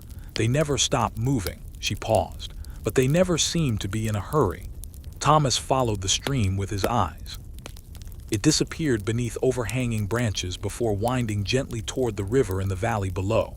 Its journey might take hours or days. The stream did not seem concerned. It simply continued, one bend after another, one stone after another, one quiet moment after another. Agnes lifted the bucket once more. "I should return before supper preparations begin." Thomas nodded. "Thank you for the conversation." "The stream deserves most of the credit," she replied with a gentle laugh. After she disappeared along the path, Thomas remained on the bridge. A squirrel darted across a nearby tree branch before pausing to examine an acorn. Somewhere deeper in the woods, a woodpecker tapped steadily against an old oak trunk. The sound echoed faintly through the peaceful forest. Tap, tap, tap, never rushed, always steady. Thomas found himself noticing rhythms everywhere: the bells, the footsteps, the wind, the water. Even the birds seemed to understand the value of moving with the day rather than against it. Clouds drifted lazily overhead. Their reflections floated across the surface of the stream, broken only when a leaf landed gently upon the water. The leaf began its own quiet journey downstream. Thomas watched until it disappeared beneath low branches. He wondered where it would finally come to rest. Perhaps beside the river, perhaps caught among reeds, perhaps carried much farther than anyone expected. Not every journey needed a map. Some simply followed the gentle direction of flowing water. The castle bell sounded once again. Its familiar voice reached the bridge only after crossing the trees and open fields. The sound seemed softer here, more distant, almost as though the forest itself wished to protect the quiet. Thomas turned toward the castle. The western sky had begun changing color. Hints of pale gold touched the highest clouds. Evening was approaching once again. As he slowly crossed the bridge, he placed one hand upon the ancient stone. It felt smooth beneath his fingers. How many travelers had done exactly the same thing? Children carrying baskets, gardeners returning from work, monks walking quietly toward the chapel, messengers on their way to distant roads. The bridge had carried them all, without complaint, without celebration, simply doing what it had always done. Thomas smiled. He was beginning to understand that history was often built by things that quietly endured: old bridges, flowing streams, patient trees, kind people, simple routines. Each ordinary day added another gentle page to the long story of the castle, and as the evening breeze stirred the leaves above him, Thomas walked home with the peaceful feeling that tomorrow would bring another quiet chapter, waiting to unfold one slow moment at a time. The path from the pond curved gently back toward the heart of the castle grounds. As Thomas walked, the afternoon sunlight filtered through tall oak trees, creating shifting patterns across the earth. Every breeze painted a new picture of light and shadow beneath his feet. He slowed his pace. There was no reason to hurry. The evening meal was still some time away, and the castle seemed content to enjoy the quiet hours before sunset. Ahead stood a small stone bridge crossing a narrow stream. It was not an impressive bridge. Only a few wide stones formed a gentle arch above the clear water. Moss covered the lower edges where the stream had flowed for countless years. Thomas stepped onto the bridge and rested his hands upon the smooth stone. Below him, the water moved slowly over rounded pebbles. Small fish lingered in the deeper pools, occasionally turning so that their silver scales briefly caught the sunlight. The stream made no loud sound. It whispered, softly, patiently, as though it had been telling the same quiet story for centuries. An old woman named Agnes appeared along the path carrying a wooden bucket. She visited the stream nearly every afternoon to collect fresh water for washing vegetables in the castle kitchens. Thomas greeted her warmly. "Good afternoon, Agnes. A peaceful afternoon to you." She smiled kindly as she lowered the bucket into the clear stream. Thomas watched the water slowly fill the bucket. Not a single drop was wasted. Agnes waited until the ripples disappeared before lifting it once again. "You always wait," Thomas observed. She nodded. "Clear water comes to those who allow it to settle." Thomas looked into the stream. Only moments before, the water had been disturbed. Now it reflected the sky once again, perfectly calm.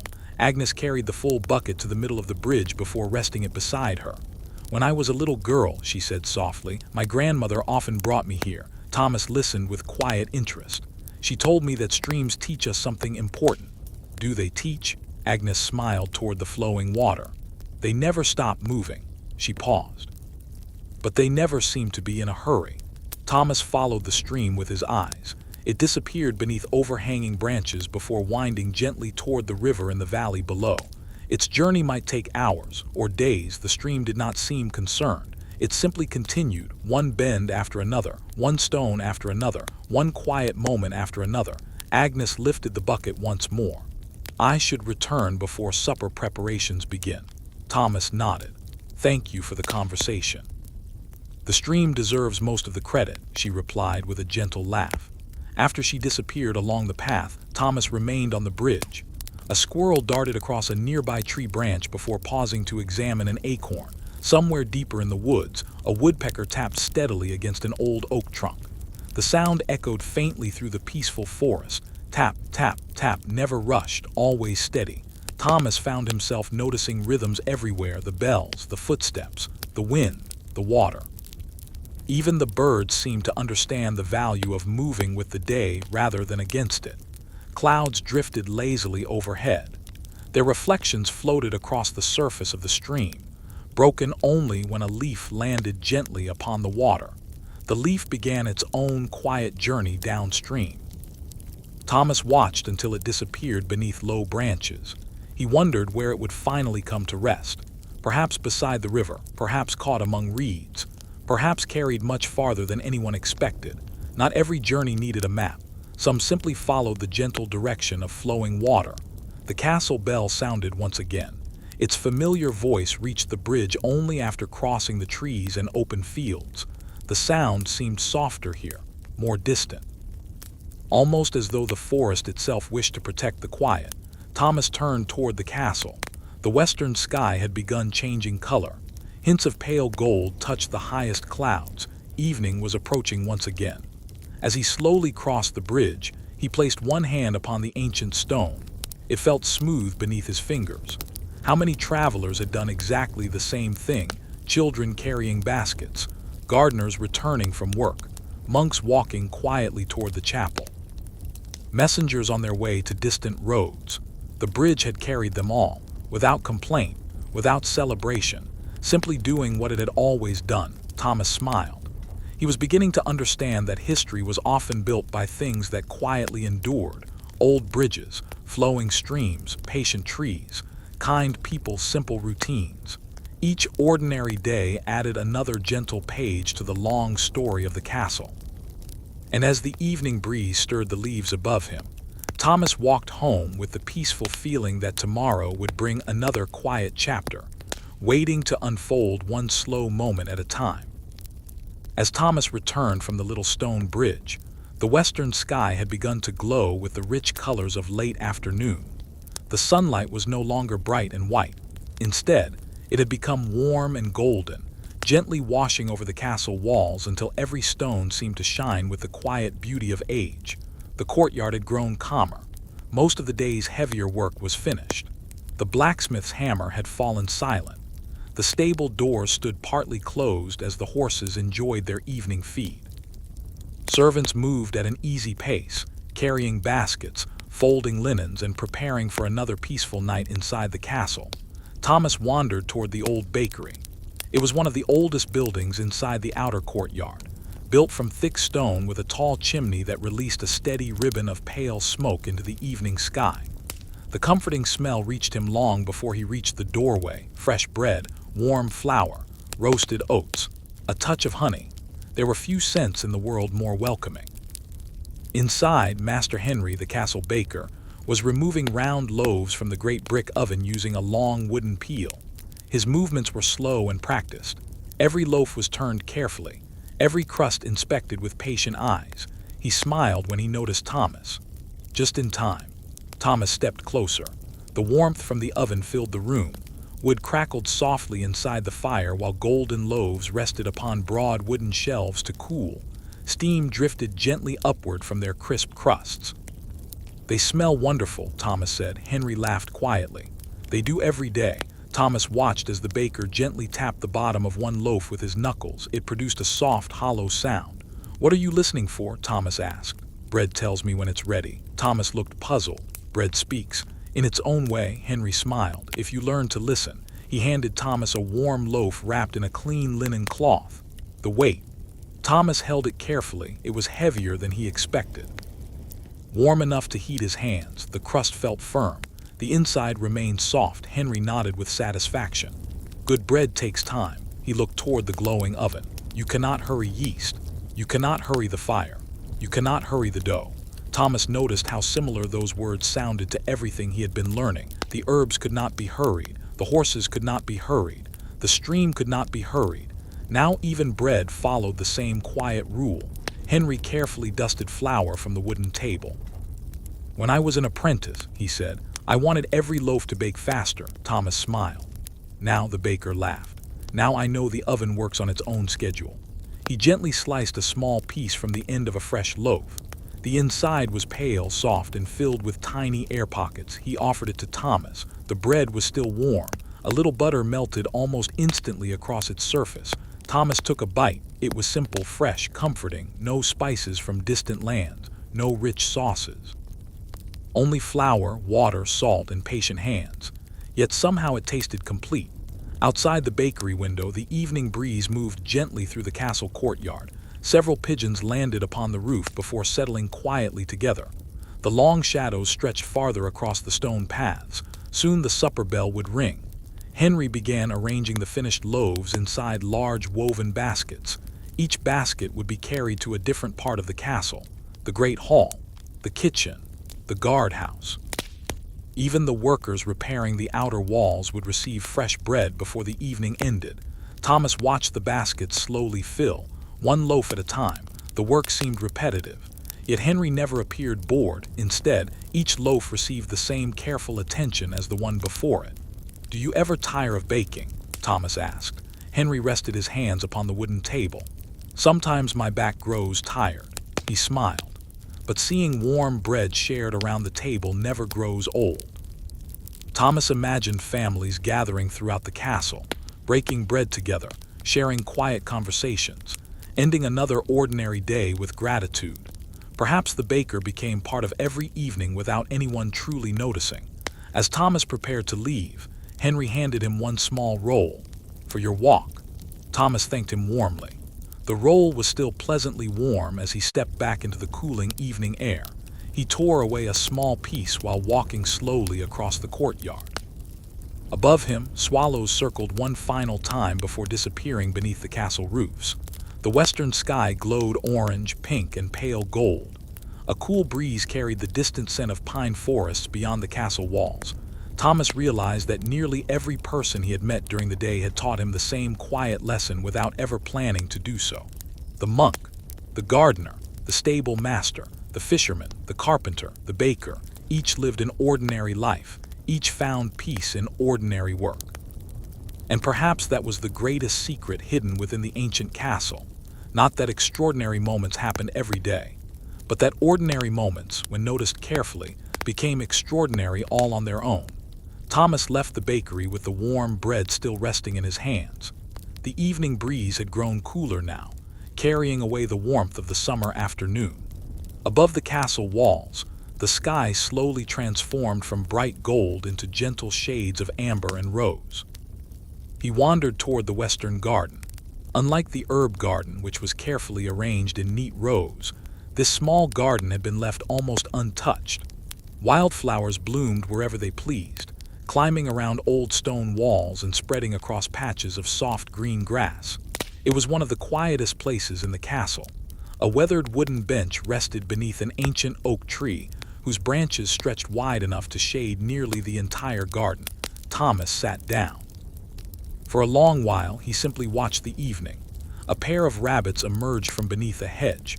They paused, their long ears turning toward every gentle sound around them, before hopping slowly across the grass toward a patch of clover. Neither seemed afraid. The castle had long been a place where people and nature quietly shared the same space. Nearby, a robin landed upon a moss-covered stone. It tilted its head as though listening carefully to something hidden beneath the earth. Moments later, it flew away just as quietly as it had arrived. Thomas smiled. The world seemed full of tiny moments that asked for nothing more than to be noticed. A familiar figure appeared along the garden path. It was Alina, the gardener. She carried a small wicker basket resting comfortably upon her arm. Inside lay freshly gathered lavender, chamomile blossoms, and several bundles of fragrant mint. "May I join you?" she asked. "Of course." She sat beside him on the old bench. For a few peaceful moments, they watched the garden together without speaking. The silence never felt awkward. The gentle rustling of leaves seemed to fill every pause with quiet conversation of its own. Finally, Alina reached into her basket and lifted a single chamomile flower. "You know why many people like this flower?" Thomas shook his head. "It reminds them to rest." She smiled softly. "My grandmother used to make warm chamomile tea every evening." Thomas examined the tiny white petals surrounding the bright yellow center. It looked simple, almost ordinary, yet somehow beautiful. "Many of the smallest plants," Alina continued, "bring the greatest comfort." She carefully placed the flower back into the basket. The evening sunlight filtered through the oak leaves overhead, creating hundreds of tiny patches of golden light across the grass. A butterfly drifted lazily between clusters of purple flowers before settling upon a blossom near the edge of the path. Thomas watched it for several moments. "I never realized how slowly butterflies move." "They are in no hurry," Alina replied. "They seem to trust the wind." Thomas looked upward. The breeze carried the butterfly gently from one flower to another. Perhaps trusting the wind was easier than fighting it. The castle bell rang softly in the distance. Its familiar sound floated through the garden before fading into the quiet evening air. Alina listened with a peaceful smile. "Heard that bell for nearly 40 years. Does it ever become ordinary?" Thomas asked. She thought for a moment. "No." She looked toward the castle tower. "It becomes comforting." Thomas remembered Peter saying nearly the same thing beside the pond. Familiar things often became life's greatest comforts. The gardener gently brushed a fallen oak leaf from the bench. "When people are young," she said quietly, "they often dream about distant places." Thomas nodded. "I do sometimes." That's a wonderful thing, she smiled warmly. But wherever you travel, she looked around the peaceful garden. Never forget how to enjoy an ordinary evening. Thomas followed her gaze, the oak tree, the flowers. The rabbits disappearing into the hedge, the soft breeze, the golden light, nothing remarkable, yet somehow everything felt complete. A flock of small birds crossed the sky above the castle walls, flying together toward the forest where they would spend the night. Their gentle calls slowly faded into the distance. The sun touched the horizon. For a brief moment, the entire garden glowed with deep amber light. Every flower, every leaf, every blade of grass seemed to shine. Then, little by little, the light softened. The day quietly prepared to become evening. Alina stood, lifting her basket once more. I should take these herbs to the kitchen. Thomas rose with her. Thank you for sitting with me, she smiled. Thank you for noticing the evening. As she walked back toward the castle, the fragrance of lavender drifted gently behind her. Thomas remained beneath the old oak tree for just a little longer. He realized that each passing day was teaching him something new, not through grand speeches or dramatic adventures, but through quiet conversations, peaceful gardens, kind people, and the gentle rhythm of ordinary life. The castle beyond the trees had stood for centuries. The oak tree was likely older than anyone living. The flowers would bloom again next summer. The evening bell would ring tomorrow, and somehow, knowing that filled Thomas with a deep and peaceful sense of belonging. As the first cool breeze of night swept softly through the garden, he turned toward the warmly lit windows of the castle and slowly made his way home, grateful for another calm day beyond. And within, the ancient castle walls. The first stars appeared quietly above the castle long before darkness completely settled across the valley. Thomas walked slowly through the inner courtyard, where the last traces of daylight rested upon the tops of the ancient stone walls. The air had grown pleasantly cool, carrying the fresh scent of evening grass and distant pine trees from the hills beyond. One by one, lanterns were being lit. A castle servant moved patiently along the corridors, using a small candle to awaken each lantern with a gentle flame. Every new light chased away a little more of the gathering darkness until the castle glowed with a warm, welcoming softness. There was something comforting about lantern light. It did not try to turn night into day. It simply offered enough light for people to find their way. Thomas admired that quiet wisdom. The night could remain night. There was no need to hurry it away. As he crossed the courtyard, he noticed the castle watchman beginning his evening rounds. His name was Gilbert. He had guarded the castle for nearly 25 years. Every evening, just before night fully arrived, he walked the same path around the walls, not because he expected trouble, but because careful habits protected peaceful places. Gilbert carried a simple lantern in one hand and a walking staff in the other. When he saw Thomas approaching, he smiled warmly. "Good evening." "A good evening to you," Thomas replied. "Would you care to walk with me?" Thomas nodded. "I would." Together they followed the stone pathway along the inside of the castle walls. Their footsteps echoed softly across the quiet courtyard. The lantern's warm light danced gently upon the ancient stones. Gilbert never hurried. He stopped now and then to look toward the valley. Sometimes he simply listened. After several peaceful minutes, Thomas finally asked, "What are you listening for?" The watchman smiled. "Ordinary sounds." Thomas looked puzzled. "Ordinary sounds," Gilbert nodded. "Wind," he paused. "Owls," another pause. "River," he smiled again. "When everything sounds ordinary," he looked toward the peaceful valley. "I know all is well." Thomas listened. Far away, an owl called from the forest. Leaves whispered gently in the evening breeze. River, though hidden by darkness, could still be heard flowing steadily through the valley. Everything sounded calm. Everything sounded exactly as it should. Gilbert raised the lantern slightly. "When I was younger, I believed a guard's greatest task was watching for danger." Thomas remembered hearing something very similar from Robert, the tower guard. "And now I understand something different." He rested one hand upon the cool stone wall. "My greatest task is protecting peace." Those words stayed with Thomas. Protecting peace. It sounded much gentler than protecting a castle, yet perhaps it was far more important. They reached the northern corner of the wall where the view stretched far across the moonlit countryside. The moon had now risen above the eastern hills. Its silver light rested softly upon the fields. The river shimmered like a ribbon of polished glass. Tiny lights flickered from distant cottages where families gathered for the evening. Thomas imagined them sharing warm soup, fresh bread. Quiet conversation before sleep. The entire valley seemed wrapped in peaceful silence. Gilbert lowered the lantern onto a flat stone. My father once told me something I never forgot. Thomas waited. He said that castles are built from stone. The watchman smiled. But homes are built from kindness. Thomas looked back toward the warmly glowing windows inside those walls. The baker had prepared bread. The gardener had tended flowers. The stable master had cared for the horses. The monk had shared his wisdom. The carpenter had carved patiently beneath the apple tree. Every person had quietly added something to the life of the castle. Perhaps Gilbert was right. Stone built the walls. People built the home. For a while, neither of them spoke. The moon climbed higher. The stars became brighter. Somewhere nearby, a cricket began its gentle evening song. Another answered from the opposite side of the courtyard. Soon dozens joined together, creating a peaceful chorus that filled the cool night air. Gilbert smiled. Heard those crickets every summer since I was a boy. Thomas listened carefully. Their song rose and fell like slow breathing, never hurried, never loud. Simply present, the watchman picked up his lantern once more. I should continue my round, Thomas nodded, and I should find my way to bed. Gilbert chuckled softly. A wise decision.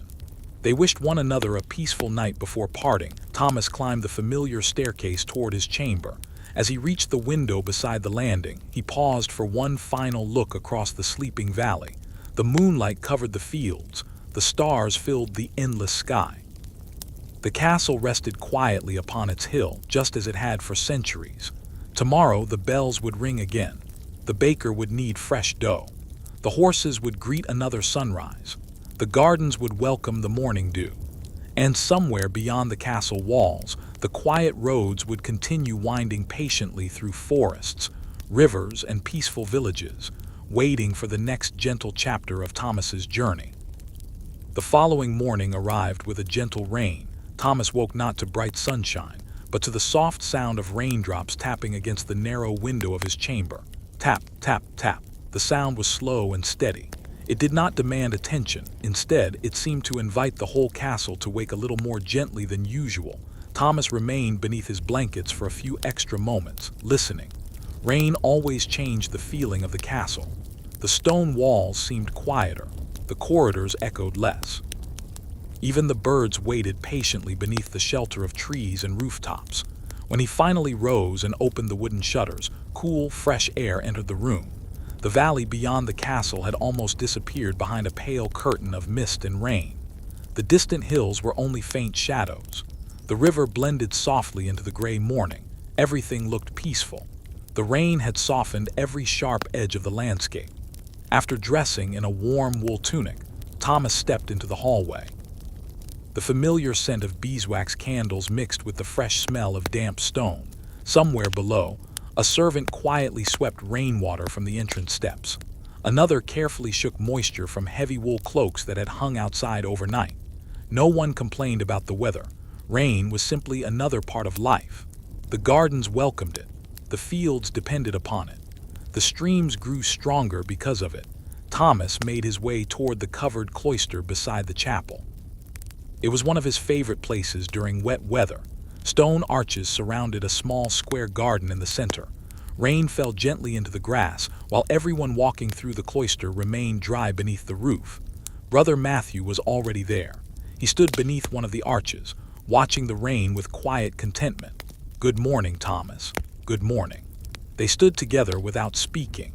The rain created thousands of tiny circles across the surface of a small stone fountain. Each ripple touched another before quietly disappearing. "It's beautiful," Thomas whispered. Brother Matthew smiled. "Rain asks the world to slow down." Thomas watched drops slide from the edge of the tiled roof, one after another, perfectly unhurried. "When I was younger," the monk said, "I disliked rainy days." Thomas looked surprised. "You did?" "Oh, yes. I wanted sunshine every morning." He chuckled softly. "But then an old gardener told me something I never forgot."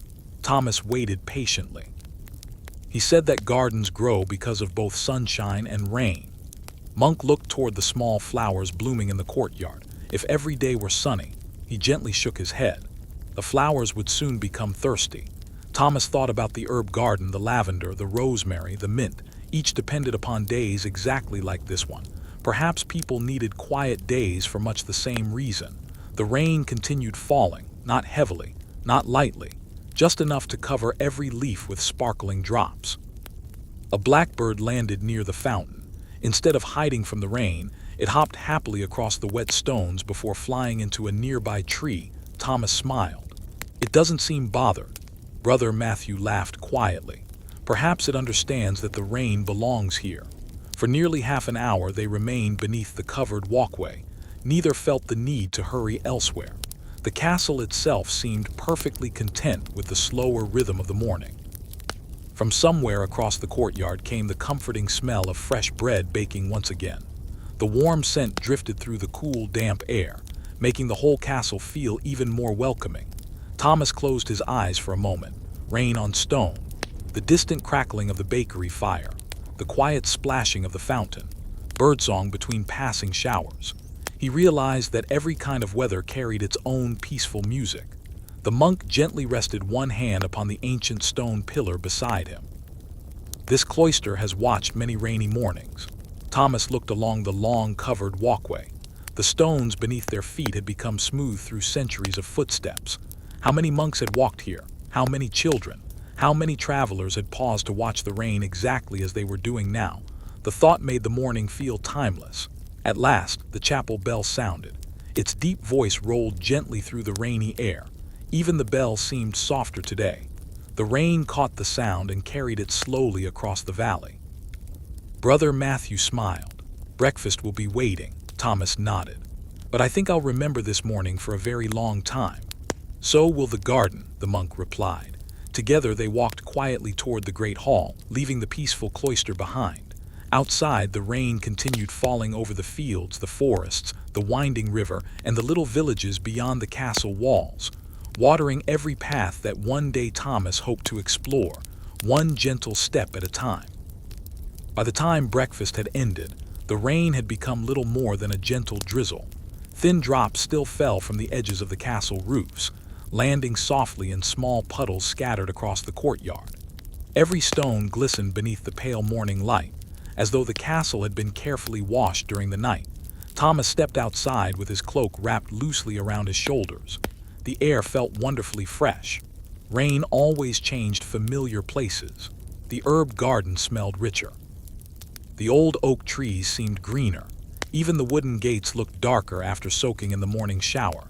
He walked toward the castle library. Unlike the great hall or the busy kitchens, the library was rarely crowded. It occupied a quiet chamber beside the chapel, where thick stone walls kept the room cool in summer and protected its precious books throughout the year. As Thomas gently pushed open the heavy oak door, the familiar scent greeted him. Old parchment, leather bindings, beeswax. A faint hint of cedar wood from the shelves. It was a peaceful fragrance that seemed to belong only to places filled with books.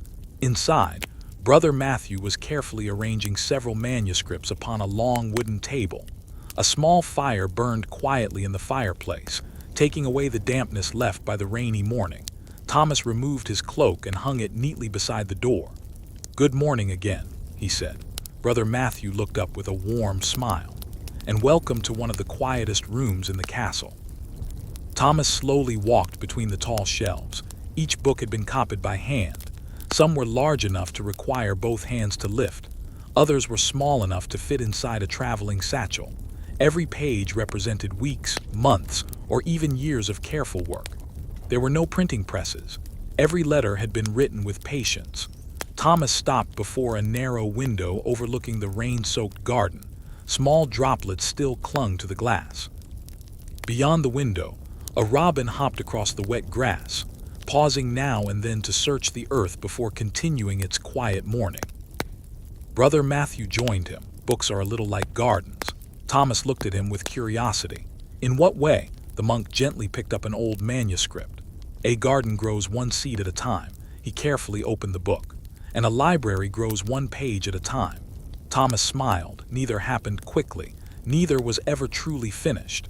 Brother Matthew turned several pages until he reached a beautiful illustration. It showed a traveler walking along a winding road lined with tall trees. The colors, though faded with age, remained remarkably vivid.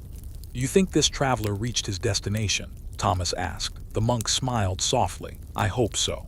Then he paused. But perhaps the journey itself was the greater gift. Thomas studied the tiny painted figure. The road curved gently into distant hills. No ending had been painted, only the beginning of the journey remained. Outside, another light shower drifted across the garden. Tiny drops tapped gently against the window. Neither of them spoke for a while. The silence felt perfectly natural. Some rooms encouraged conversation, others encouraged quiet thoughts. The library belonged to the second kind. Thomas wandered toward another shelf where several rolled maps rested inside carved wooden boxes. Brother Matthew carefully removed one. It was older than any map Thomas had seen before. The parchment had turned the soft color of autumn leaves.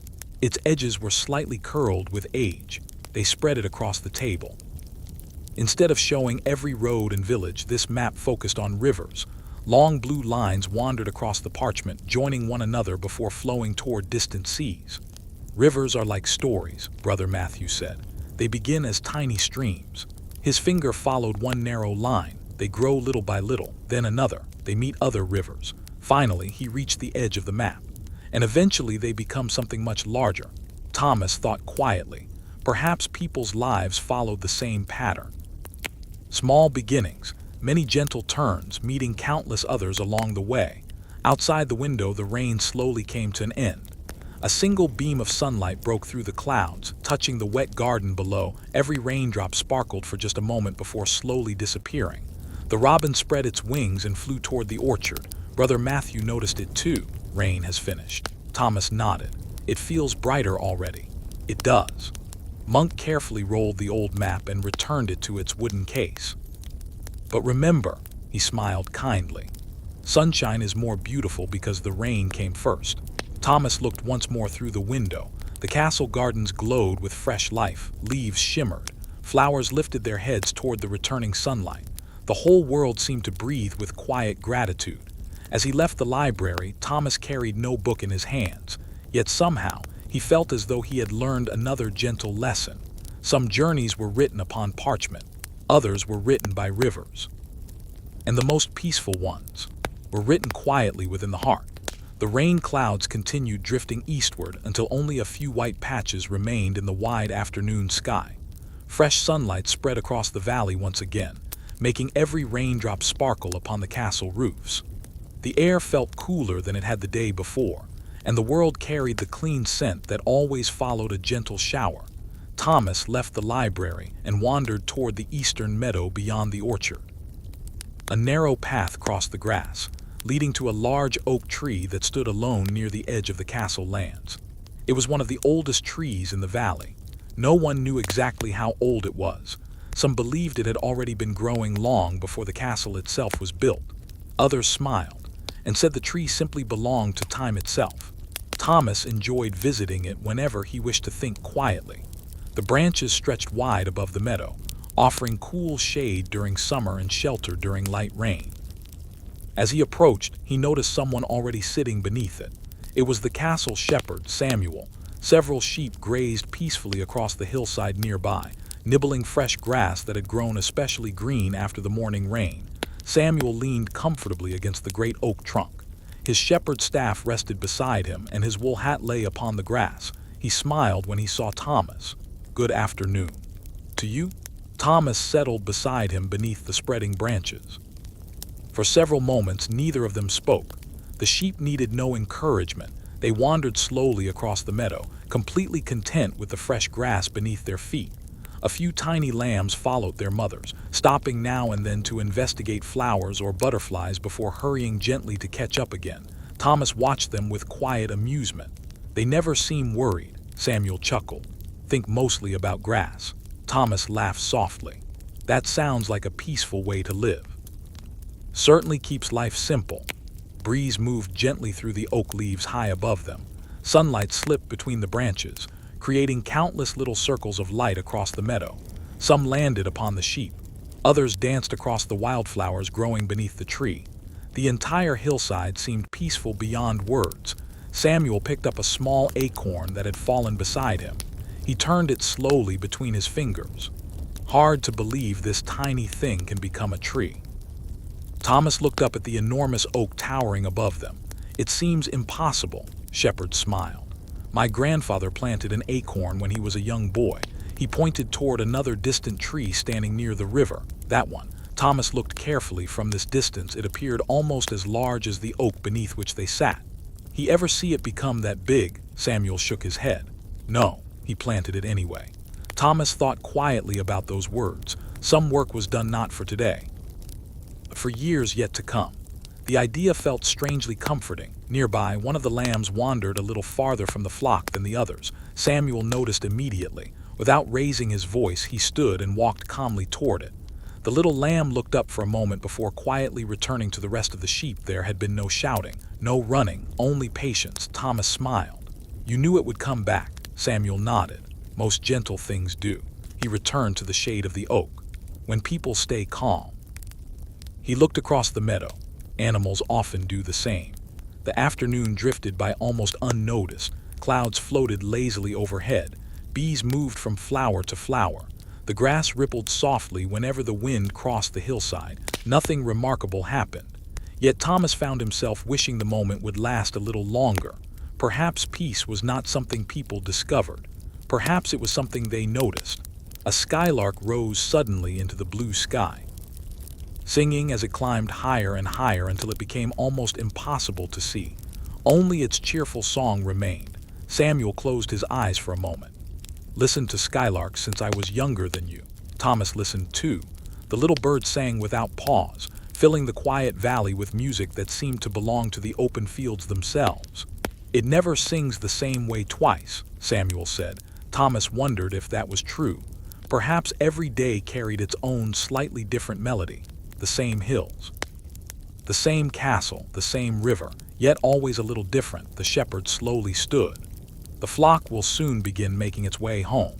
As if understanding his words, the sheep gradually gathered together, moving toward the familiar path leading back to their evening shelter. Thomas watched them disappear over the gentle rise of the hill. Only the old oak tree remained beside him.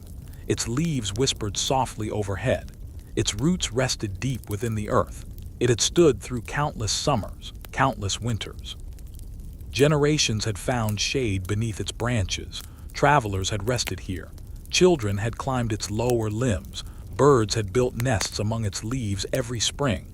The tree asked for nothing. It simply continued growing, one quiet season at a time. Thomas placed one hand against the rough bark before beginning the slow walk back toward the castle. The afternoon sun warmed his shoulders. Behind him, the great oak remained peacefully rooted upon the hillside, patiently waiting for tomorrow's breeze, tomorrow's birdsong, and another ordinary day beneath the endless medieval sky. As Thomas walked back toward the castle, the afternoon slowly leaned into evening once again. The path from the meadow wound through fields of tall grass that shimmered beneath the lowering sun. Every breeze created gentle waves that rolled across the meadow like the surface of a quiet sea. He paused for a moment, looking back. He could still see the great oak standing proudly against the horizon. It had watched him arrive. Now it quietly watched him leave. The thought made him smile. Some places never asked people to stay. They simply welcomed them whenever they returned. By the time Thomas reached the castle gate, the evening bell had not yet rung. There was still enough daylight for one more walk. Instead of returning to the busy courtyard, he climbed the familiar staircase leading to the western wall. It was one of his favorite places to watch the end of the day. The stones were still warm from the afternoon sunshine. Thomas rested both hands upon the ancient wall and looked across the valley. The field stretched endlessly before him. Farmers were gathering the last bundles of hay. A pair of oxen pulled an empty wagon toward a distant village. Thin ribbons of smoke rose gently from cottage chimneys as evening meals began to simmer over quiet fires. Everything moved with the same calm rhythm he had come to love. Nearby, Robert, the veteran guard, stood quietly at his usual post. He greeted Thomas with a friendly smile. "Been exploring again?" Thomas nodded. "I visited the old oak. Robert looked toward the distant meadow. A wise place to spend an afternoon. For a while, they simply admired the view. The western sky had begun changing color. Soft gold slowly became amber. Amber slowly became rose. Far above, the highest clouds reflected shades of pale lavender. The valley below seemed to glow beneath the fading light. Robert finally spoke. "When I was a young guard, I thought sunsets were all the same." Thomas looked surprised. "They seemed different every evening." The old guard smiled. "Exactly." Rested his hands upon the stone wall. "More carefully you watch, the more differences you discover." Thomas studied the sky more closely. Robert was right. Some clouds were touched with orange, others remained silver. The river reflected pink light in one place and deep blue in another. No two evenings were truly alike. A flock of geese crossed the sky in a graceful V-shaped line. Their distant calls echoed softly above the valley before fading into silence. "Follow the river for many miles," Robert said. "They always know where to go." Thomas watched until they disappeared beyond the hills. "I wonder what they see." Robert laughed quietly. "Probably many peaceful sunsets." The evening breeze carried the sweet scent of freshly cut hay. Somewhere below, children laughed briefly before being called home for supper. The sound drifted upward, gentle and cheerful. It reminded Thomas that life beyond the castle walls continued just as peacefully. Villages prepared for evening. Families gathered around simple tables. Candles were being lit. Bread was being shared. Across the valley, countless ordinary moments unfolded together. The first bat fluttered silently through the cooling air. Its quick movements contrasted with the slow drifting clouds above. Nature, Thomas realized, contained many different rhythms, some fast, some slow, yet somehow they all belonged together. Robert pointed toward the horizon. "Look carefully." Sun had reached the edge of the distant hills. For a few wonderful moments, it seemed to rest there. The entire valley became bathed in deep golden light. Every tree, every rooftop, every winding path, even the castle walls themselves glowed warmly.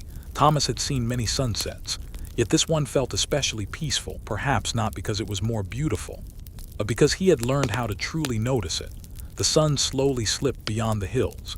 Its last rays lingered upon the highest tower before finally fading into soft twilight. Almost immediately, the air became cooler.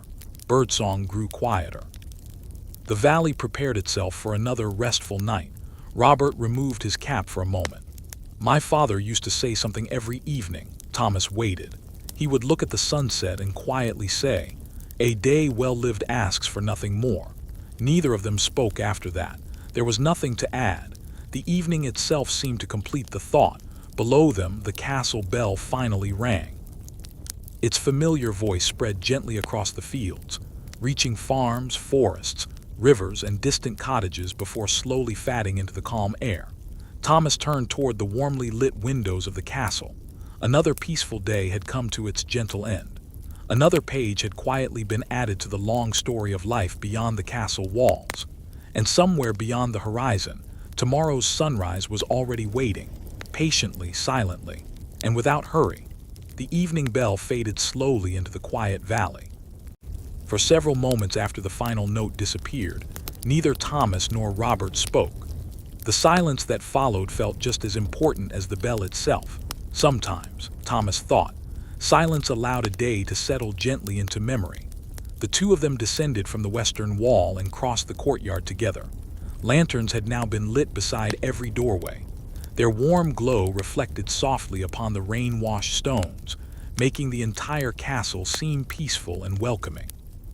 The scent of supper drifted from the great kitchen: fresh bread, roasted root vegetables, a rich barley stew seasoned with herbs from a leaner's garden. Nothing extravagant, only honest food prepared with care. As Thomas entered the great hall, families and workers slowly gathered around the long wooden tables. There was no loud excitement. People greeted one another with warm smiles. Chairs scraped gently across the stone floor. Wooden bowls were placed upon the tables one by one. The familiar rhythm of another evening meal quietly unfolded. Thomas sat beside his father. Across the table, Master Henry the baker laughed softly at something Edwin the carpenter had said. Nearby, Samuel the shepherd spoke with Peter the fisherman about the weather. Brother Matthew listened quietly, smiling more often than he spoke. Thomas realized that nearly everyone he had met during the past several days had come together around this single table. Different work, different lives. Yet every evening they became one community. Before the meal began, the steward offered a few simple words of gratitude, not for riches, not for victory, only for the harvest, for kind hands, for peaceful weather, and for another ordinary day. The hall remained silent for a moment afterward. Then supper quietly began. Warm bread passed from hand to hand. Bowls of stew were shared. A small dish of butter slowly traveled along the table. No one hurried to finish first. Meals were as much about conversation as they were about food. Thomas tore a small piece from his loaf. Its warmth reminded him of Henry's bakery. Every bite carried the memory of flour, fire, patience, and careful hands. Across the room, one of the younger servants accidentally dropped a wooden spoon. It clattered gently against the floor. For a heartbeat, everyone looked up. The young servant blushed with embarrassment. Before he could apologize, Edwin smiled kindly. "It sounds like the spoon wished to greet us." Soft laughter spread around the hall. The servant laughed too. The moment passed. Thomas noticed something important. No one had become angry. No one had spoken harshly. Small mistakes were treated with kindness. Perhaps that was another quiet secret that allowed the castle to feel like home. Outside, darkness settled completely over the valley. Only the glow of distant cottage windows could be seen through the narrow hall windows. The moon had not yet risen. Instead, countless stars quietly filled the sky. After the meal ended, many remained seated for a while. Some repaired clothing. Others quietly polished wooden bowls. Brother Matthew copied a few lines into a small notebook he carried. Even after work had ended, people's hands continued moving gently. Thomas watched the fire burning inside the great hearth. Logs settled slowly as glowing embers shifted beneath them. The flames danced without hurry. Their warm light filled every corner of the hall with a peaceful glow. His father noticed him watching. "Do you know why people enjoy sitting beside a fire?" Thomas shook his head. His father smiled. "Because fire asks us to slow down." Thomas looked again at the glowing embers. No one could rush a fire. One log became glowing coals. The coals slowly became gentle ash. Everything happened in its own time. Outside, a cool breeze brushed softly against the hall windows. The glass reflected the candlelight inside, making it impossible to see the night beyond. For a little while, the castle felt like its own small world, safe, warm, unhurried. Eventually, people began wishing one another a peaceful night. Lanterns were carried into quiet hallways. The great tables were gently wiped clean. The fire was carefully arranged so that it would continue burning safely until morning. Thomas climbed the familiar staircase toward his chamber. Before entering, he paused beside the narrow window overlooking the courtyard. Gilbert's lantern moved slowly along the castle wall as the watchman continued his evening rounds, steady, reliable, patient, exactly as always. Thomas smiled. There was deep comfort in familiar routines. Tomorrow would almost certainly bring another sunrise over the valley, another bell, another loaf of bread, another quiet conversation beneath an old tree, another peaceful chapter waiting to be lived. With that gentle thought, he closed his chamber door, placed the small bundle of dried lavender beside his bed once more, and listened as the quiet castle slowly drifted into another restful medieval night. Before dawn had fully arrived, the castle remained wrapped in peaceful darkness. Most windows were still unlit. The great hall was silent. Only a few lanterns glowed faintly along the stone corridors, their gentle light guiding the earliest workers through the sleeping fortress. Thomas woke naturally. There had been no loud sound, no hurried footsteps, only the quiet feeling that morning was slowly approaching. He opened the wooden shutters just a little. Outside, a cool mist rested over the valley. The sky was neither black nor blue. Instead, it carried the soft gray color that belongs only to the moments before sunrise.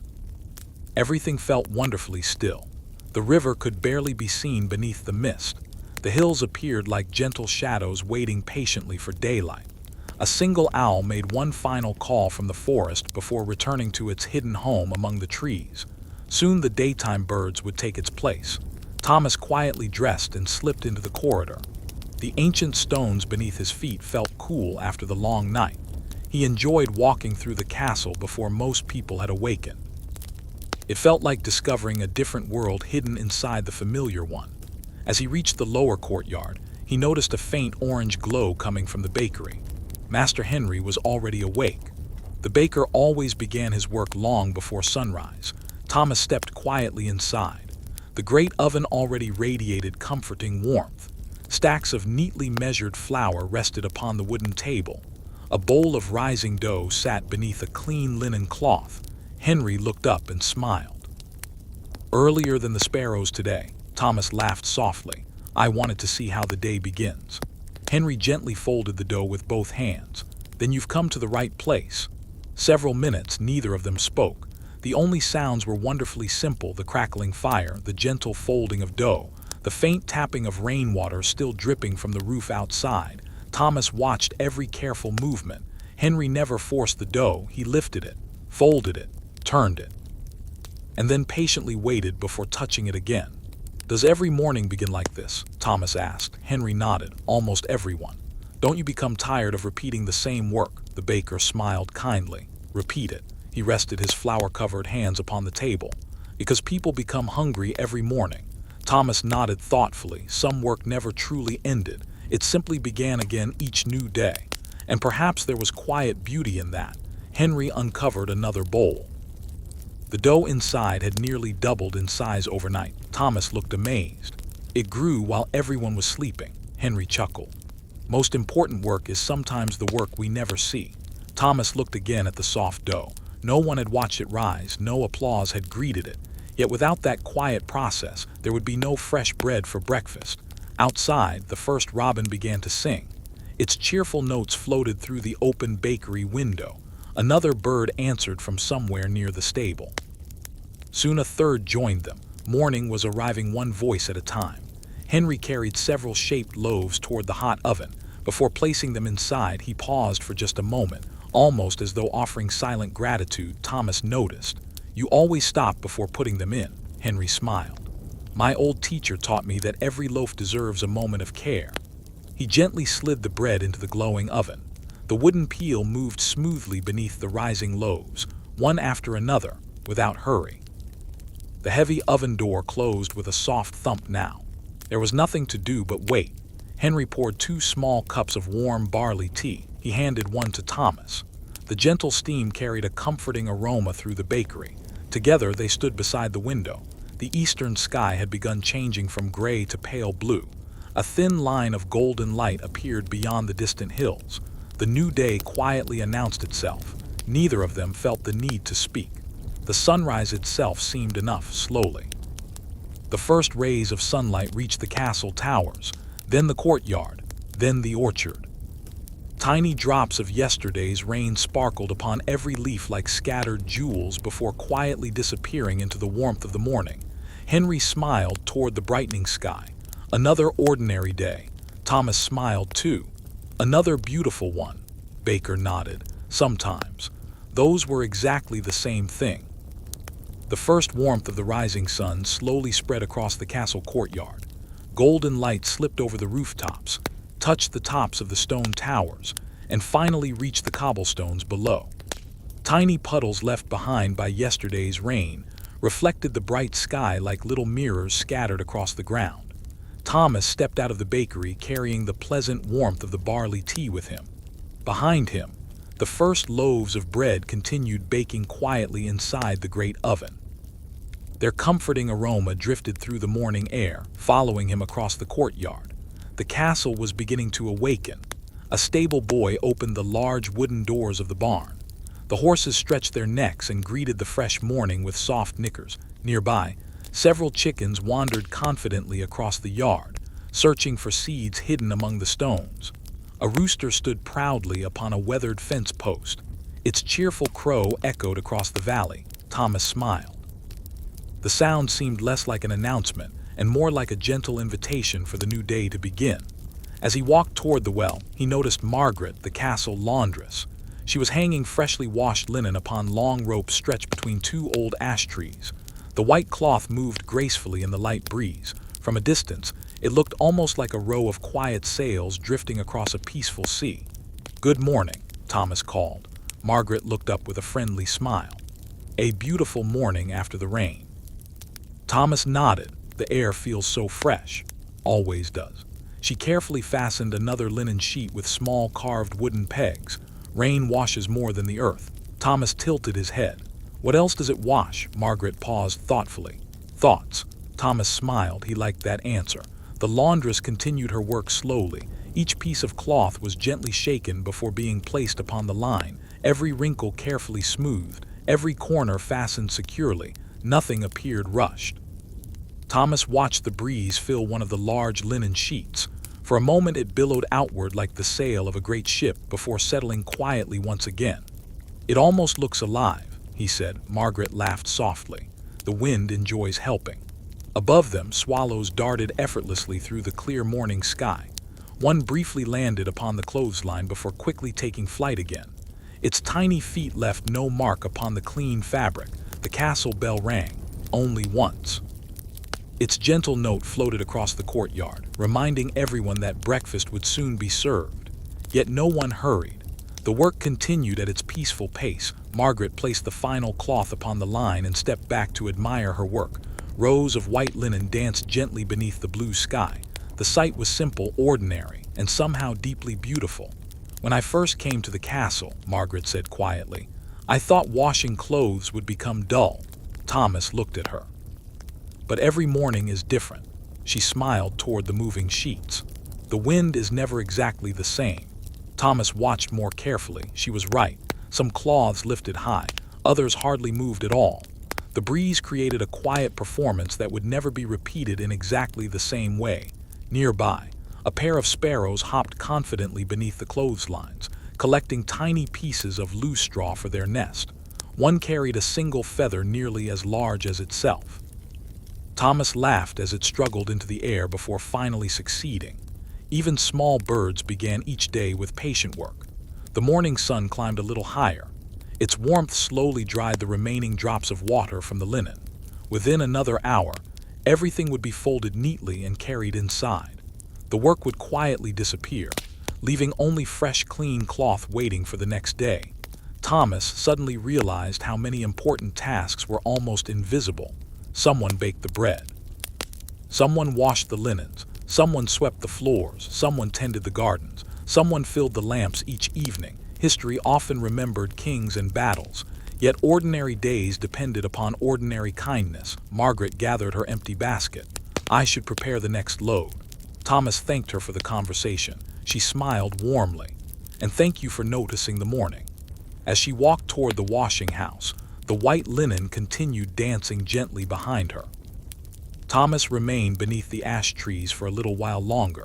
The fresh breeze brushed softly across his face. The scent of clean linen mixed with the fragrance of damp grass and warm bread. Somewhere beyond the castle walls, farmers were already working in their fields. The river continued its endless journey toward the sea. Birds crossed the bright blue sky. And another peaceful morning quietly unfolded. One simple task, one kind smile, and one gentle breeze at a time. After breakfast, the castle settled into another peaceful day of quiet work. The great hall slowly emptied as everyone returned to their familiar routines. Some carried baskets toward the gardens.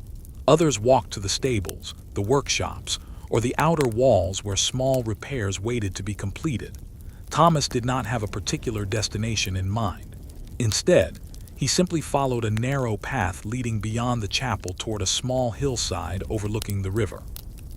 It was a place few people visited except shepherds and wandering monks. The climb was gentle. Wild thyme grew between the stones, releasing a pleasant fragrance whenever his boots brushed against it. Tiny blue flowers nodded in the breeze. Bees moved patiently from blossom to blossom, never seeming hurried despite the endless number of flowers around them. When Thomas reached the top of the hill, he found a single flat stone overlooking the valley. It felt almost as though nature itself had placed it there to serve as a quiet seat. He sat down. Below him, the river curved gracefully through green fields before disappearing into a distant forest. From this height, the water looked almost motionless. Only sunlight revealed its slow movement, sparkling softly as it flowed around gentle bends. Thomas remained perfectly still. Gradually, he became aware of sounds he had overlooked before. the distant ringing of sheep bells, the rustling of tall grass, the steady humming of bees, a hawk circling high above without a single flap of its wings, the soft whisper of the wind. None of these sounds competed with one another. Each had its own place, each belonged. After several peaceful minutes, footsteps approached along the path. It was an elderly monk Thomas had seen only a few times before. His name was Brother Lucas. Unlike Brother Matthew, who spent much of his time teaching and copying books, Brother Lucas preferred long walks through the countryside. He carried nothing except a simple wooden walking staff. He greeted Thomas with a gentle smile. "I hope I'm not disturbing your thoughts." "At all." Brother Lucas sat upon the grass nearby. Together they looked across the valley for a while. Neither of them spoke. The silence felt completely natural. Finally, the old monk pointed toward the river. "Have you noticed something?" Thomas studied the water. "It keeps flowing." Brother Lucas nodded, but noticed something else. Thomas looked more carefully. The river curved around every hill. It never pushed through them. It simply found another path. "It never argues with the land," Thomas said quietly. The monk smiled. "Exactly." He rested both hands upon his walking staff. "River reaches the sea not because it is stronger than the hills," he paused, "but because it is patient." Thomas watched the water disappear beyond the distant trees. He had never thought about rivers that way before. Patience. It seemed to be everywhere, in the baker's hands, in the gardener's work, in the shepherd's quiet steps, in the flowing stream, and now, in the river itself. A gentle breeze carried the sweet scent of wild thyme across the hillside. Brother Lucas picked a tiny sprig and rolled it carefully between his fingers. The fragrance became even stronger. "My mother always planted thyme beside our cottage." Thomas breathed in its pleasant aroma. "It smells warm." Monk smiled. "Some scents can carry us home." Thomas thought about the smell of fresh bread, lavender, rain upon stone, the old library. Already those scents reminded him of the castle. Perhaps memories lived not only in the mind, but also in simple fragrances carried quietly by the wind. High above them, the hawk continued circling. It barely moved its wings. Instead, it trusted the rising currents of warm air to carry it. Thomas watched with admiration. "It hardly seems to fly." Brother Lucas nodded. "It has learned that not every journey requires great effort." Those words settled gently into Thomas's thoughts. How often did people struggle when patience would have served them better? The hillside remained peaceful. Clouds drifted slowly overhead, their shadows wandering lazily across the fields below. The river reflected the changing sky. The bees continued their quiet work. Everything seemed perfectly content to move at its own pace. Eventually, Brother Lucas stood. "I should continue my walk." Thomas rose as well. "Will you return this way?" The monk smiled. "Perhaps." He looked toward the winding path. "Or perhaps another road will quietly invite me elsewhere." With that, he tipped his head kindly and continued down the hillside, his walking staff tapping softly against the earth. Tap, pause, tap, pause. The sound gradually faded into the distance. Thomas remained upon the flat stone for several more minutes. He looked once again at the patient river, at the drifting clouds, at the endless valley stretching beyond the castle walls. Then, with a peaceful heart and unhurried steps, he began the slow walk home, carrying another quiet lesson from another ordinary day in the medieval countryside. The path down the hillside curved gently through a small grove of ancient beech trees. Their tall trunks rose like quiet pillars, their smooth gray bark glowing softly beneath the afternoon sun. The leaves high above formed a wide green canopy that filtered the light into gentle patches of gold upon the forest floor. Thomas slowed his pace. This little woodland always seemed quieter than anywhere else around the castle. Even the breeze spoke more softly here. Small ferns covered the ground between the tree roots. Moss spread across old fallen logs like thick green velvet. Tiny mushrooms, no larger than a thumb, appeared beneath damp leaves where yesterday's rain had lingered. Everything seemed peaceful. Nothing seemed forgotten. A narrow footpath wound between the trees until it reached a small clearing. In the center stood an old stone well. Unlike the busy castle well, this one was no longer used every day. Its stones had become rounded by centuries of rain. Soft moss filled the tiny spaces between them. Wild ivy climbed slowly around its edge. Thomas stepped closer. The water at the bottom reflected a perfect circle of blue sky far above. He leaned carefully over the stone rim. For a moment he could see only his own reflection. Then a drifting cloud crossed overhead. His reflection disappeared. Only the sky remained. It has always been a quiet place. Gentle voice came from behind him. Thomas turned. It was Edith, the castle's oldest herbal healer. Her silver hair was tucked beneath a simple linen scarf, and she carried a woven basket filled with freshly gathered plants, bundles of yarrow, wild mint, chamomile, and long stems of fragrant meadow sweet. Thomas smiled warmly. "I didn't hear you coming." Edith laughed softly. "Old feet learn how to walk quietly." She rested her basket beside the well. "I often stop here before returning to the castle." They stood together looking into the still water. After a while Thomas asked, "Why do you gather so many different plants?" Edith gently lifted a sprig of mint.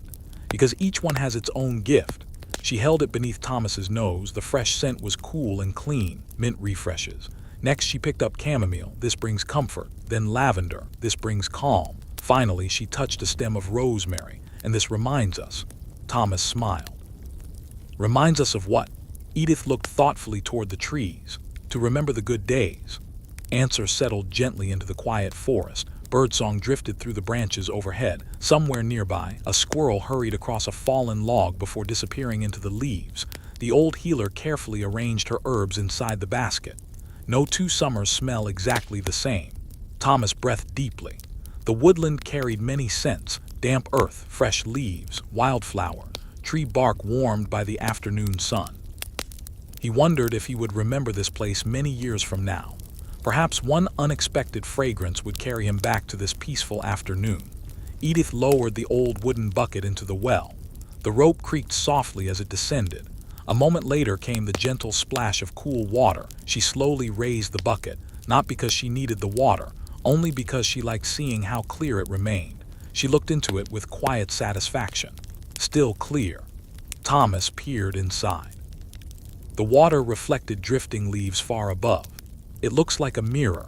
Edith nodded. "Still water often does." She smiled kindly.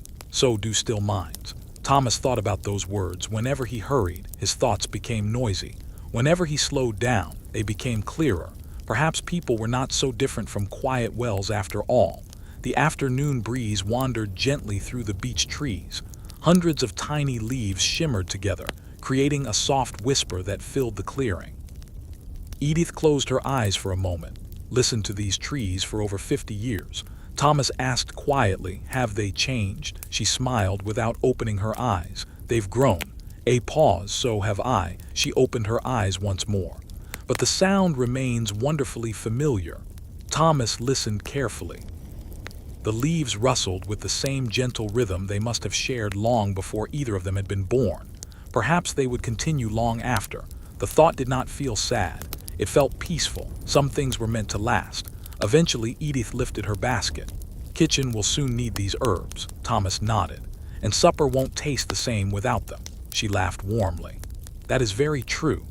Together they walked slowly back along the woodland path. Sunlight filtered through the branches in long golden beams. Behind them, the old well remained quietly beneath the trees, patiently reflecting the sky, the passing clouds, and the peaceful afternoon, just as it had done for generations, asking nothing in return except a moment of stillness from those who stopped beside it.